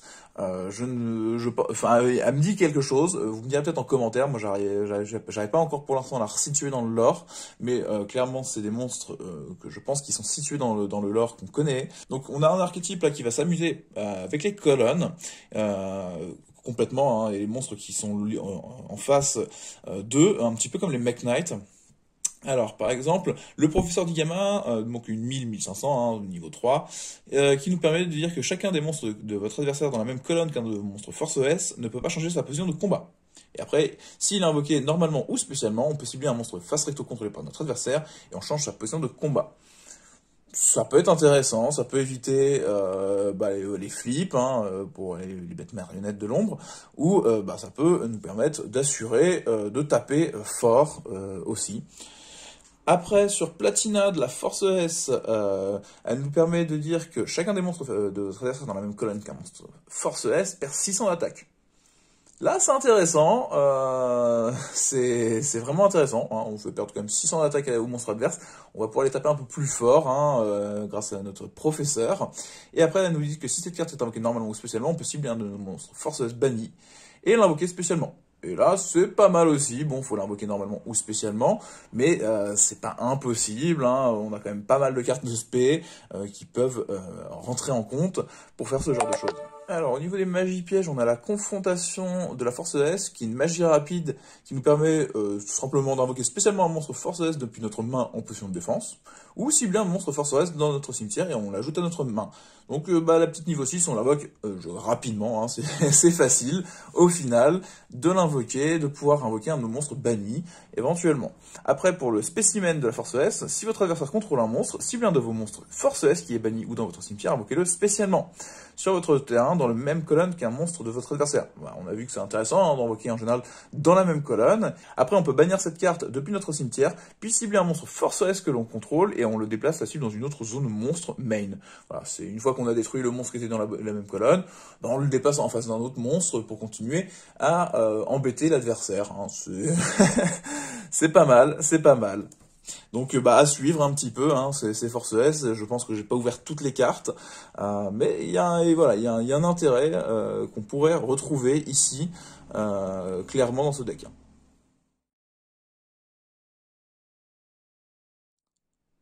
Il est tout frais, il est tout beau. C'est le nouvel archétype que l'on découvre dans ce pack. Voilà, un archétype normalement qui nous exclut. Les rochers de guerre, donc avec Skyler du rocher et Orpis du rocher de guerre. On a d'un côté donc un niveau 5 et un niveau 6. Terre, guerrier, tout l'ensemble du deck est basé sur justement des guerriers terre. Il pourrait se lier effectivement avec peut-être des cartes que vous avez déjà vues par le passé, hein, qui s'intéressent aux guerriers terre aussi, hein, voilà, pour ceux qui s'intéressaient un peu aux fusions un peu abandonnées. Pour Orpis, donc si vous ne contrôlez aucun monstre, ou si tous les monstres que vous contrôlez sont des monstres guerriers, vous pouvez invoquer normalement cette carte sans sacrifice. Bon, un petit niveau 5 qui nous se permet de s'invoquer normalement, éventuellement. Si votre monstre terre guerrier combat, après le calcul de dommages, vous pouvez envoyer un monstre terre guerrier, lui-même exclu, hein, depuis le deck au cimetière, puis tous les monstres rochers de guerre que vous contrôlez actuellement gagnent 200 d'attaque jusqu'à la fin du tour de votre adversaire. Bon, c'est pas mal, hein, ça nous permet de booster un petit peu nos monstres. De toute façon, ils sont là pour essayer de se booster un petit peu tous les uns les autres, hein. On va voir avec Skyler maintenant ce que ça donne. Celle-ci gagne 100 d'attaque pour chaque monstre contrôlé par notre adversaire. Bon, ça nous permet de la booster un petit peu. Durant une battle phase où votre monstre terre guerrier combat et fait rapide, vous pouvez cibler un monstre guerrier de max niveau 5 dans votre cimetière, invoquez-le spécialement, et aussi tous les monstres rochers de guerre que vous contrôlez actuellement gagnent 200 d'attaque jusqu'à la fin de ce tour, enfin jusqu'à la fin du tour de votre adversaire, et aussi vous ne pouvez pas attaquer directement avec des monstres de max niveau 5 le reste de ce tour. Bon, bah c'est plutôt intéressant, hein. Donc on réinvoque directement les copains, si on arrivait à avoir Skyler, pourquoi pas. C'est vraiment à voir, hein, on se les booste déjà tous. Maintenant, on a Gactos du Rocher de Guerre et Bachyleos du Rocher de Guerre, hein, donc celle qui brille un peu plus pour le deck. Donc Gactos qui est le niveau 4 du deck, 1900-1900, donc des statistiques un peu correctes hein, quand même. Il nous dit que si un monstre terre guerrier est invoqué normalement sur votre terrain, vous pouvez invoquer spécialement cette carte depuis votre main. Oh, bon, en plus, il a des stats corrects et c'est un extender. Si cette carte est envoyée depuis votre zone monstre à votre cimetière par un effet de carte de l'adversaire, vous pouvez invoquer spécialement un monstre rocher de guerre de minimum niveau 5 depuis votre main ou deck. Bon, bah c'est plutôt mal, hein, non? Je sais pas. C'est plutôt correct hein, d'aller invoquer les gros copains derrière. Surtout qu'on va le voir tout de suite, un peu le gros copain, hein, quand même, Bachyleos 2007, hein, là vraiment on est sur du costaud, niveau 8, hein, bien, par contre. Hein. Alors, qui nous dit que durant une battle phase où votre monstre terre guerrier combat et fait rapide, vous pouvez activer cet effet. Cette carte peut attaquer directement ce tour, et aussi tous les monstres rochers de guerre que vous contrôlez actuellement gagnent 200 d'attaque. Bien, jusqu'à la fin du tour de votre adversaire, bien, voilà, hein, on tape fort directement, ça c'est bien. Et tant que cette carte est dans votre main ou cimetière, lorsque votre monstre terre guerrier est détruit au combat, vous pouvez invoquer spécialement cette carte, mais bannissez-la lorsqu'elle quitte le terrain. Franchement, c'est correct, hein.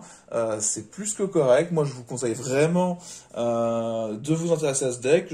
Moi, j'ai déjà des petites notions. Vous verrez si je fais un deck profile un jour dessus, parce que moi, effectivement, je vais vraiment jouer ça avec certaines fusions guerriers qui sont sorties il y a 2 ou 3 ans, qui rentreraient très très bien avec ça. Voilà, vous verrez bien.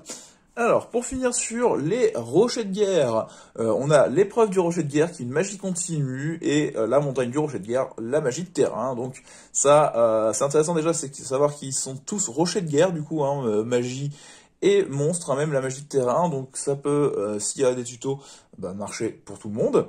Alors, pour l'épreuve du rocher de guerre, elle nous dit qu'on peut en contrôler qu'une, et elle nous permet de placer 3 compteurs quand elle arrive sur le terrain, et à chaque fois qu'un autre monstre rocher de guerre va détruire un monstre de l'adversaire au combat et l'envoyer au cimetière, on va pouvoir retirer un de ces compteurs pour piocher une carte.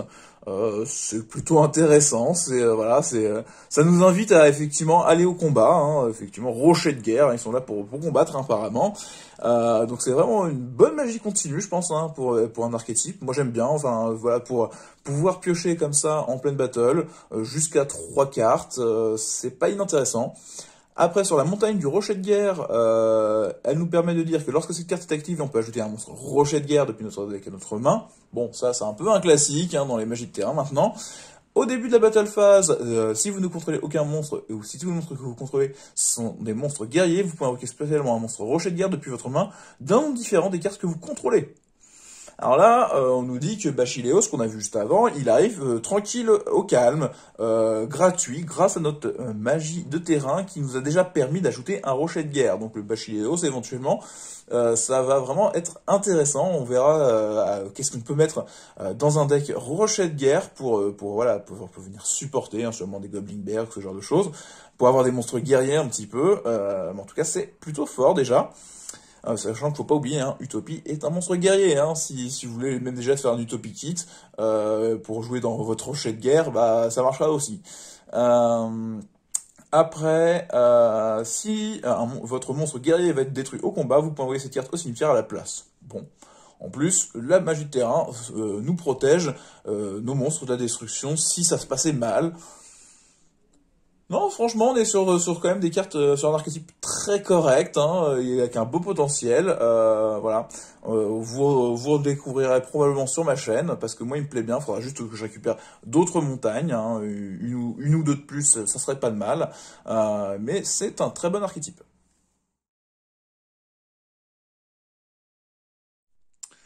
Alors, du côté des sorcières vents, on va retrouver le refrain. Du côté des sorcières vents, on va retrouver le refrain de la brise glacée et le carillon sorcière vent. Donc, pour le piège, il nous permet de cibler un monstre sorcière vent dans notre cimetière et d'invoquer spécialement en position de défense. Donc, bon, bah, pourquoi pas, hein, toujours pas mal. D'invoquer toujours spécialement ces monstres depuis son cimetière. Et sinon, c'est si notre adversaire active en effet en réponse à l'activation d'un de nos effets sorcière vent, et bon, on peut annuler l'effet. Donc, bah, c'est un petit 2 en 1 en fonction de nos besoins dans la situation. Soit on active l'effet qui nous permet d'annuler la réponse adverse, ça sera plutôt pendant notre tour en général, au vu des effets sorcière vent, et sinon c'est pendant son tour, on peut invoquer des monstres en position de défense pour nous protéger, ou sinon pendant notre tour pour faire nos invocations synchro derrière. Donc voilà, un bel ajout quand même. Le carillon, encore meilleur je dirais, car il nous permet de cibler un monstre sorcier vent qu'on contrôle et on invoque spécialement un monstre sorcier vent de noms différents depuis notre deck. Voilà. Par contre, on peut pas invoquer de monstres hormis des monstres vents ce tour-ci. C'est quand même très fort, hein, ça, voilà, hein, pour ceux qui splashent un petit peu de sorcier vent dans d'autres decks, c'est une carte qu'ils peuvent ajouter pour faciliter leur synchro derrière éventuellement, ou même dans le deck sorcier vent, vraiment se permettre d'avoir de plus en plus de monstres sorcier vent sur le terrain, et on va en découvrir un nouveau qui pourrait être intéressant à invoquer, je pense, avec ce carillon. Donc dans cette boîte, on découvre la sorcière vent Blizzard Clochette, donc une nouvelle forme de sorcière vent, niveau 5, donc un gros niveau, qui est synthoniseur, magicien, donc ça commence à avoir des intérêts forts, parce que niveau 5 synthoniseur, moi je me dis que ça peut passer sur un Tzolk'in Ultimaya par exemple, et ça c'est pas mal. Après, elle nous dit que si on ne contrôle aucun monstre, ou si tous les monstres que l'on contrôle sont des monstres sorcière vent, on peut invoquer normalement cette carte sans sacrifice. Bon, ça c'est un effet qu'on connaît dans pas mal d'archétypes maintenant. Et durant la main phase de votre adversaire, si vous contrôlez un monstre sorcière vent, effet rapide, vous pouvez envoyer cette carte depuis votre main ou terrain au cimetière et infliger 500 points de dommage à votre adversaire. Bon, bah, ça c'est gratuit, c'est pas mal, hein. Voilà, pendant le tour de l'adversaire, on lui inflige 500 points de dommage en la défaussant ou en l'envoyant depuis le terrain. Bon, je vais plutôt dire pour la défausser, ce qui peut être très amusant sur la troisième game, hein. Effectivement, pour essayer de créer l'écart de points de vie si notre adversaire n'aura pas le temps de passer en battle phase. Pourquoi pas? Pourquoi pas, c'est pas mal. Et bon, sinon voilà, synthoniseur niveau 5, hein, surtout, ça c'est vraiment très fort, et puis on peut l'invoquer effectivement avec ce carillon, pour l'invoquer spécialement depuis le deck, donc ça sort très vite, sachant que les sorcières vent arrêtent pas de s'impler les unes des autres aussi. Je pense que le deck a du potentiel avec ces nouvelles cartes qu'il avait déjà, hein, mais qui va être encore renforcé, hein.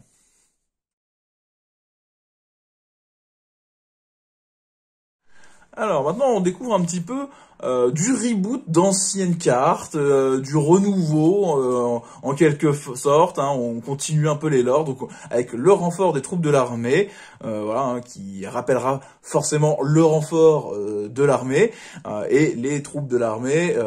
Donc c'est plutôt pas mal. C'est une magie continue qui nous dit que lorsqu'une attaque impliquant un monstre guerrier est déclarée, vous pouvez invoquer spécialement un monstre guerrier de max niveau 4 depuis votre main. Ah, c'est pas mal quand même, hein. Effectivement, là, on va pas chercher le monstre guerrier dans le deck, on va pas le récupérer dans le cimetière avec le guerrier réincarné. Non, on va là pouvoir invoquer spécialement un monstre guerrier. Donc là, je vous conseille, hein, tous ceux qui jouent des decks héros, pour pouvoir invoquer spécialement Brume de l'ombre pendant la battle, et aller chercher son changement de masque, et sortir un Anki, plutôt qu'un Darklo, pour pouvoir bien s'amuser et taper très très fort l'adversaire. Donc ça, c'est une carte à faire attention, elle pourrait marcher aussi dans Rocher de Guerre, qu'on a découvert durant cette vidéo. Et après, on a le bâton arche-démon du désespoir. Bâton arche-démon qui s'est transformé en bâton arche-démon du désespoir, hein, comme la hache de désespoir. Et au final, ça va être un peu le désespoir chez l'adversaire. Donc cette magie d'équipement nous permet de l'équiper uniquement à un de nos monstres. Durant votre main phase, jusqu'à la fin de ce tour, même si cette carte quitte le terrain, vous pouvez faire perdre à tous les monstres actuellement contrôlés par votre adversaire une attaque égale à la moitié de l'attaque du monstre équipé. Alors là, bon, pour ceux qui sont pas très forts en maths, à la maison, franchement, vous mettez ça sur un petit monstre à 4000, bon, vous faites perdre 2000 à tout le monde en face, ça commence à faire le café. Et puis si vous avez un monstre à plus de 4000, là c'est encore meilleur, hein. C'est fort, c'est très très fort, hein. Tous les gros decks OTK, je peux vous la conseiller. Je peux vous la conseiller, hein, genre par exemple aussi, hein, quand on joue Utopie Kit, bah on fait Utopidou, enfin Utopidou l'effet, on a un Utopia déjà à 5000, on fait cet effet-là, moins 2500 à tout le monstre adverse. Quand on va pouvoir taper 2 fois à 10 000, enfin on va pouvoir taper à 10 000, non c'est bien, c'est pas mal, c'est pas mal. Et après elle nous dit que si cette carte est envoyée au cimetière, tant qu'elle équipe un monstre, on peut payer 1000 points de vie et on le renvoie à la main. Voilà, un petit peu comme la hache de désespoir dans le principe, hein. Donc une très bonne carte, hein, une bonne carte d'équipement, en sachant que les équipements, bien sûr, vous pouvez aller chercher dans vos decks avec plein de cartes, donc c'est aussi une carte éventuellement à surveiller. Alors, pour ceux qui aiment toujours les bons violors, hein, on va commencer avec Essai Tilté, hein, donc une carte qui rappelle beaucoup de choses, hein, dans les lores de Yu-Gi-Oh, hein, si vous suivez depuis le début. C'est une magie de terrain qui nous permet de dire que lorsque on pioche une carte durant notre pioche normale, hein, durant la draw phase, on peut la révéler une de ces cartes, la placer au-dessous du deck, et si on le fait, on pioche une autre carte. Voilà. Et lorsque on pioche par un effet de carte, on peut révéler une de ces cartes et renvoyer cette carte au cimetière. Si vous le faites, on la place la carte au-dessous du deck, et si on le fait, on repioche une carte. Voilà, c'est voilà une façon, c'est une nouvelle façon, voilà, de gérer ses ressources, hein. C'est une magie de terrain, donc c'est plus facile effectivement que la magie continue qui ferait la même chose depuis hein, le début, hein, donc l'échangeur de cartes, hein, le card trader. Donc c'est pas mal, mais bon c'est surtout pour moi je trouve le fun du lore, hein, effectivement entre le Jackpot 7, la Jarre d'Avarice, le Gobelin, Quémandeur, c'est assez rigolo. Et de l'autre côté, alors on a le canon en équation linéaire. Moi vous le savez, voilà sur cette chaîne, bon les maths j'aime bien ça, hein, bon les maths un peu classique, hein, bête et méchante, pas non plus des maths, voilà, je vais pas les calculer des trucs irréels, hein, j'ai pas fait maths sup non plus, mais voilà, j'aime bien jouer des robots bureaux, des maths meg, des trucs où on doit faire un peu de calcul pour s'amuser. Et là, je suis face à une carte, vous allez voir l'effet, si vous l'avez pas déjà lu, hein, avant que j'en parle, et si vous n'avez pas compris à la fin de ma lecture, n'hésitez pas à relire une ou deux fois, de toute façon, sinon je vous explique un petit peu ce que ça fait. Durant la battle phase, déclarez un nombre entre 1 et 6. Choisissez un monstre à effet contrôlé par votre adversaire. Multipliez le niveau du monstre à effet fois le nombre déclaré, puis ajoutez le nombre de cartes contrôlées par votre adversaire et vérifiez si le résultat est égal au nombre de cartes dans votre cimetière. Jusqu'à là, vous avez suivi, hein? Facile. Donc, si oui, vous envoyez un nombre de cartes du dessus de votre deck au cimetière inférieur ou égal au nombre de cartes au nombre déclaré, et si vous le faites, mélangez un nombre de cartes contrôlées par votre adversaire dans le deck inférieur ou égal au nombre envoyé au cimetière. Et sinon, vous perdez des LP égaux au nombre déclaré x 500. Donc, reprenons maintenant pour ceux qui n'auraient pas compris. Je vais vous donner un exemple concret. Vous déclarez donc un nombre entre 1 et 6. Là, on va déclarer, par exemple, 2. Voilà, déclarer 2. Mon adversaire, je cible un monstre qui serait sur son terrain, qui aurait, qui serait niveau, par exemple, 3. Voilà. On va dire que son monstre est niveau 3. Tout simplement. Donc, on multiplie les deux. Bon, ça fait 6. Jusqu'à là, vous suivez. À ça, on va compter les nombres de cartes qu'il contrôle. Ok? On va compter, effectivement, qu'il a 2 magies pièges et 2 monstres, donc on va arriver à 10. À ce moment-là, on va regarder... voilà, si ce nombre est égal au nombre de cartes dans notre cimetière, donc si dans notre cimetière on a bien 10 cartes, à ce moment-là, au moment où on vérifie ce calcul, dans ce cas-là, je peux envoyer 2 cartes depuis le dessus de mon deck. Parce que j'ai déclaré entre 1 et 6, et ce sera ce nombre-là que j'envoie au cimetière.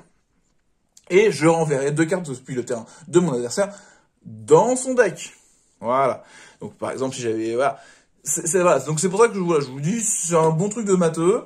Ça peut être aussi risqué parce que on sait jamais, avec une end trap, il pourrait y avoir un effet de monstre qui change le nombre de cartes, soit dans notre cimetière, soit dans soit sur le terrain adverse. Bon, faut pas y compter non plus tout le temps, mais ça pourrait arriver. C'est pour ça que certains joueurs ne joueront pas ça, alors que c'est une carte très très forte, hein, surtout pour les decks qui auraient une tendance à, comme Seigneur Lumière, avoir besoin de choses dans leur cimetière. C'est une carte vraiment très forte pour ça, mais effectivement, faut vraiment bien calculer les ressources qui nous restent dans nos decks avant de nous envoyer le cimetière, et de savoir si notre adversaire va pas changer ce nombre durant la chaîne. Mais sinon, c'est une carte très très intéressante, hein. Mais voilà, faut aimer les maths. Alors, maintenant, on va découvrir d'autres petits monstres qui sont pas forcément liés complètement à un archétype, qui sont plutôt des choses qui peuvent rentrer dans pas mal de decks. Donc, la Virescence Rayonnante est un dragon de 1600, niveau 4, lumière, qui nous permet de dire que lorsque cette carte est invoquée normalement, tant que votre adversaire contrôle un monstre, vous pouvez fausser une carte, envoyer un nombre de votre choix de Virescence Rayonnante depuis votre deck au cimetière. Et une fois par tour, si cette carte est dans votre cimetière jusqu'à la fin de ce tour, vous pouvez faire devenir cette carte dans le cimetière Ténèbres. Voilà, donc là, je pense que certains ont compris, ça se joue dans les decks du chaos, tonnerre, ce genre de choses, pour changer les attributs, éventuellement, et s'amuser. Voilà, c'est pour ça que je l'ai pas mis complètement dans un deck, parce que chaos, il y a quand même plein de versions de chaos, faut pas être que, voilà, hein. Donc voilà, je l'ai pas mis dans une, voilà pourquoi je l'ai pas mis dans un deck spécifique, parce que Chaos, il y en a plusieurs versions, et puis ça peut jouer dans d'autres decks éventuellement, qui pourraient avoir besoin de certains monstres ténèbres ou lumière. Et d'autre côté, on a Amano Kujaki, qui nous est un démon centoniseur, 1000, bon voilà, pas des stats de ouf, mais qui nous dit que vous ne pouvez pas activer des effets d'autres monstres invoqués spécialement du même attribut que cette carte, et une fois par tour, durant la main phase, le propriétaire de cette carte, effet rapide, vous pouvez donner le contrôle de cette carte à votre adversaire, puis le joueur activant peut faire devenir cette carte n'importe quel attribut jusqu'à la fin du prochain tour. Voilà. Donc là, effectivement, bon, on pourrait dire que ça joue quand même dans un deck chaos, parce que bon, c'est un centoniseur, voilà, light, pourquoi pas. Mais c'est surtout, en fait, ça va être une carte pour venir et faire de un petit peu de l'anti-side, ou du side. Alors, c'est plutôt une carte qui va venir faire du side, disons-le, parce que on va pouvoir envoyer cette carte à notre adversaire. Une fois qu'on connaît qu'il joue qu'un simple attribut, nous, on lui file ça facilement, et lui, il ne pourra plus activer de cartes de cet attribut. Donc ça peut le bloquer un petit peu, vous voyez, vous vous dites ça à la montre grande, ah bah tiens, je vais donner un truc feu, vous faites, je joue pas, merci, à la prochaine. Donc voilà, donc c'est une très très bonne carte, voilà, si vous voulez la mettre en side, moi je peux vous la conseiller, pour bluffer un petit peu son adversaire, ça peut marcher, sachant que c'est un monstre, donc des fois on peut avoir aussi plus facilement de cartes pour aller la chercher dans le deck, la invoquer du cimetière, pour pouvoir la redonner à notre adversaire. Surtout que c'est un démon, niveau 3, donc ça peut même rentrer dans un Burning Abyss avec un Rhino, ou ce genre de choses qui nous enverrait un démon au cimetière. Et ça nous permettra surtout d'éviter que ce soit un piège qui soit destructible. Là, on le file sur le terrain adverse, donc il faut qu'il puisse s'en débarrasser. C'est-à-dire qu'il faut qu'il puisse faire des liens avec, ou ce genre de choses. Alors, maintenant on va découvrir, d'abord peut-être Marvalo, Lumière du Paradis, hein, donc une version remasterisée de ce bon vieux monstre des temps anciens, dans une version de niveau 8, qui gagnera beaucoup plus d'effets que la première version, qui ne fait que gagner 500 pour chaque équipement. Ce coup-ci, on va gagner, à partir du premier équipement, 1000 pour chaque équipement. Bon, voilà, donc on peut monter jusqu'à 5000 de plus. À part si notre adversaire a envie de nous en mettre quelques-uns, mais ça c'est s'il a vraiment bon cœur. Après, si on a 2 équipements, durant la battle phase, votre adversaire ne peut pas activer d'effet de monstre. Ça c'est cool. 3, lorsqu'une carte ou un effet de votre adversaire qui cible cette carte est activée, effet rapide, vous pouvez envoyer une carte d'équipement que vous contrôlez au cimetière et annuler l'effet. Ça c'est cool aussi, hein, on va pas se cacher. Votre adversaire ne peut activer de cartes ni d'effets durant la battle phase, on est arrivé à 4, là on commence à lui dire chute, hein. Et puis si on arrive au 5, là, donc on passe quand même à une 6550, donc ça commence à être un peu fort, et nous dit que les dommages de combat infligés par cette carte à votre adversaire sont doublés. Ah bon, donc une 6550, ça suffisait pas à faire l'OTK, donc on va doubler les dommages. Merci les petits monstres en face d'être là, ça va être la fête. Bon, après c'est quand même un niveau 8, faut lui mettre ses 5 équipements. Mais je pense qu'il y a des joueurs qui pourraient s'y amuser, surtout qu'on a vu de bons équipements, hein, comme tout à l'heure notre petit bâton de l'Arche des Monts. Hein, donc, bon, je suis à 5 équipements, je suis à 6550. Oh, bah, je vais faire perdre tes monstres la moitié, hein, tous, plus de 3000. Oui, il n'y a pas de souci. Et puis maintenant, je tape de dommages doublés, hein, c'est un peu comme ça que ça marche. Hein. Même les dragons blancs aux yeux bleus, ils s'en relèvent pas.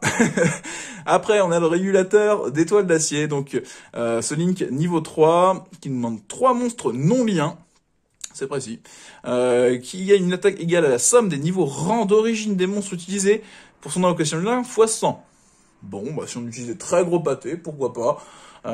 Ça pourrait éventuellement, on pourrait faire 3 x 12, hein. 3 x 12, 36, bon, 3600, ça peut devenir un gros monstre. Bon, faut avoir les 3 niveaux 12, mais pourquoi pas.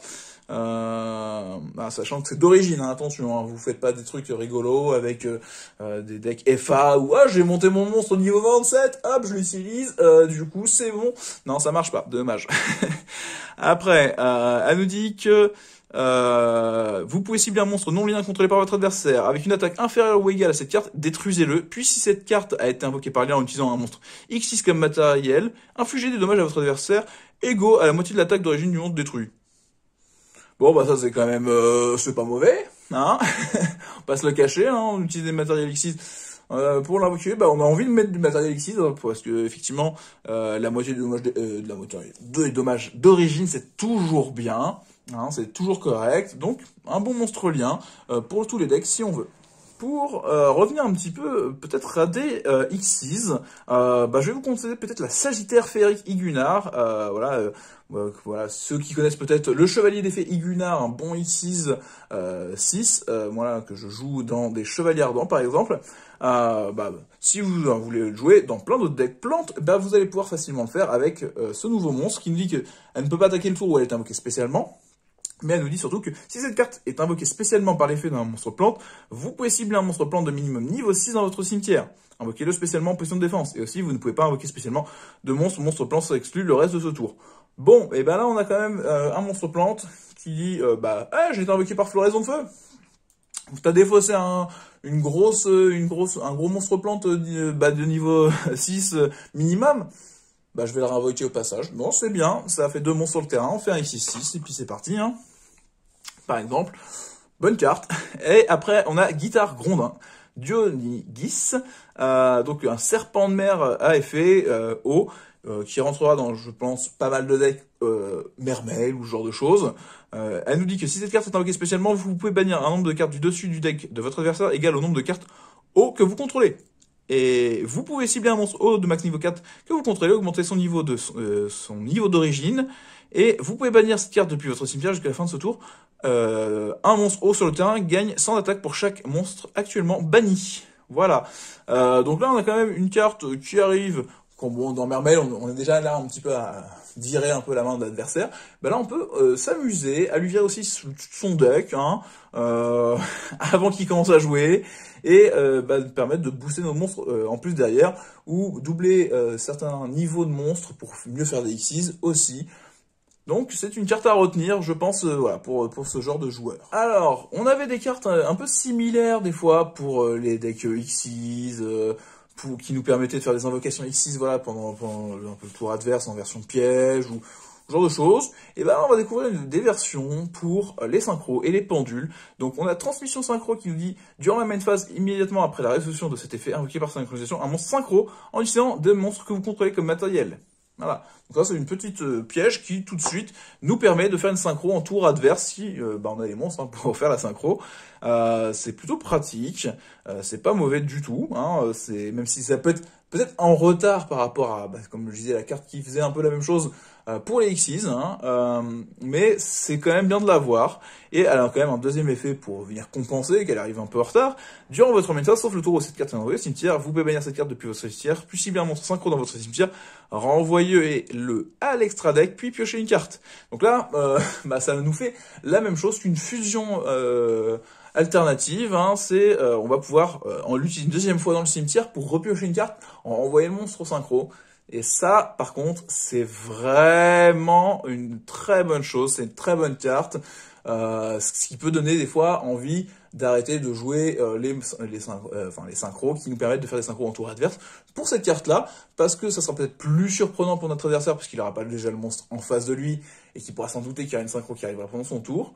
Et là, en plus, une fois qu'il se sera débarrassé de notre synchro qui l'aura gêné pendant un temps, on pourra le recycler et pouvoir repiocher une carte. Et le CA, c'est la vie, hein. Donc là, on n'a rien perdu, on a tout gagné. Après, on a encore pendule. Durant la main phase de votre adversaire, vous pouvez défausser une carte immédiatement après la résolution de cet effet, à invoquer par pendulation un ou plusieurs monstres pendules. Et aussi, le reste de ce tour après la résolution de cette carte, les cartes dans vos zones pendules ne peuvent pas être activées leurs effets et ne peuvent pas être détruites par des effets de cartes. Et aussi, mélangées dans les decks durant la end phase. Donc, encore pendule qui nous permet de remettre plein de monstres en tour adverse, qui peut peut-être venir compenser le besoin de monstres liens des decks pendules, en faisant une première pendule dans notre tour pour nous faire nos monstres liens, et pendant le tour adverse, revenir mettre nos monstres pendules pour avoir plus de défense sur le terrain. Il y a peut-être des effets à leur invocation aussi. Donc, une très bonne carte également pour peut-être venir booster les decks pendules.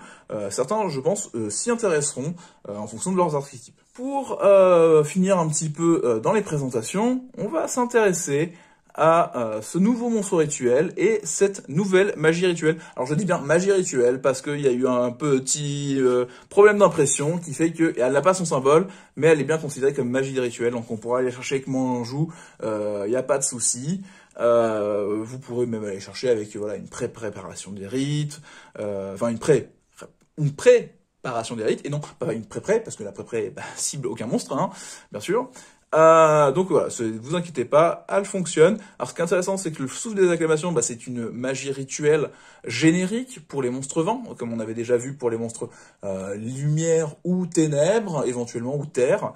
Donc là, on a la version pour les monstres vents, et avec elle arrive un nouveau petit monstre rituel vent dragon que je trouve excellent, hein. Alors un petit niveau 9, il pourrait rentrer dans des équipes de niveau 9 aussi. Voilà, ceux qui se seraient intéressés au calice du monde et tous les archétypes liés, avec la fin où on est arrivé sur les monstres au niveau 9 qui peuvent être aussi intégrés dans Generator. En tout cas, le dragon de la tempête déchaînée, Beaufort 9, vraiment fort, on lit ça tout de suite ensemble. Alors, on peut l'invoquer rituellement avec souffle des acclamations, mais c'est pas obligatoire. Si on avait une autre carte qui invoquait un monstre dragon rituel, par exemple, comme la rituelle yeux impairs, ça marcherait aussi. Bon, ou on pourrait l'invoquer aussi avec un rituel avancé, hein. Il n'y a pas de souci. Par contre, il faudra quand même trouver un monstre normal niveau 9. Hein. Ça, par contre, cherche un peu plus. Après, donc, il nous dit que lorsqu'un monstre de votre adversaire déclare une attaque directe, vous pouvez défausser cette carte, annuler l'attaque, et si vous le faites, annuler les effets du monstre. Donc là, il a déjà un premier effet qui fait un petit peu comme Valkyrius. Bon, il n'annule pas la battle complète, mais il annule déjà une attaque directe. C'est pas inintéressant, ça nous permet d'éviter l'OTK, hein, vu qu'on a eu les attaques directes. Et on a eu l'effet du monstre. Bon, ça c'est bien aussi. Et après, effet rapide, quand il est sur le terrain, on peut cibler un monstre face recto contrôlé par votre adversaire, renvoyer le monstre ainsi que cette carte à la main. Donc c'est-à-dire que le Beaufort, il a un petit intérêt, c'est qu'on va l'invoquer une première fois, généralement. Et pendant le tour adverse, on va virer le monstre qui nous gêne vraiment pour lui renvoyer dans la main, en espérant qu'il puisse pas le réinvoquer, qu'il puisse pas refaire ses effets. Et une fois que c'est fait, qu'il est dans notre main, on le défaussera parce qu'on aura notre terrain un peu vide. Voilà. Donc son double usage est vraiment cool. Moi, je le trouve vraiment excellent. Très très bon monstre rituel dragon. Donc après, ce qui est intéressant aussi sur le souffle des acclamations, vu que vous avez vu un peu dans la vidéo, on a parlé du nouveau paladin des dragons armés, qui pourrait s'invoquer aussi avec ce souffle des acclamations, vu qu'il est rituel vent. Mais après, il a une magie rituelle tellement vénère qu'il l'invoque 2 fois, que bon, on va peut-être pas le faire. Mais, sur le principe, voilà, vous pourriez faire ça. Voilà, cette petite vidéo se termine, j'espère qu'elle vous a plu. Si vous avez été jusque là, hein, parce que vous aurez pu peut-être skip un petit peu une partie des vidéos parce que certains archétypes ne vous plaisaient pas. J'espère qu'en tout cas, ça vous donnera envie de vous intéresser à ce booster et éventuellement aux cartes qui y sont présentes. Et puis, moi j'espère surtout que malgré ce Covid qui bon, nous laisse pas forcément voir beaucoup de lumière, vous continuerez à jouer peut-être en remote duel à la maison avec vos amis voilà, et vos proches dans la famille. Et puis surtout que vous passez quand même toujours des bons moments pour faire de bons duels.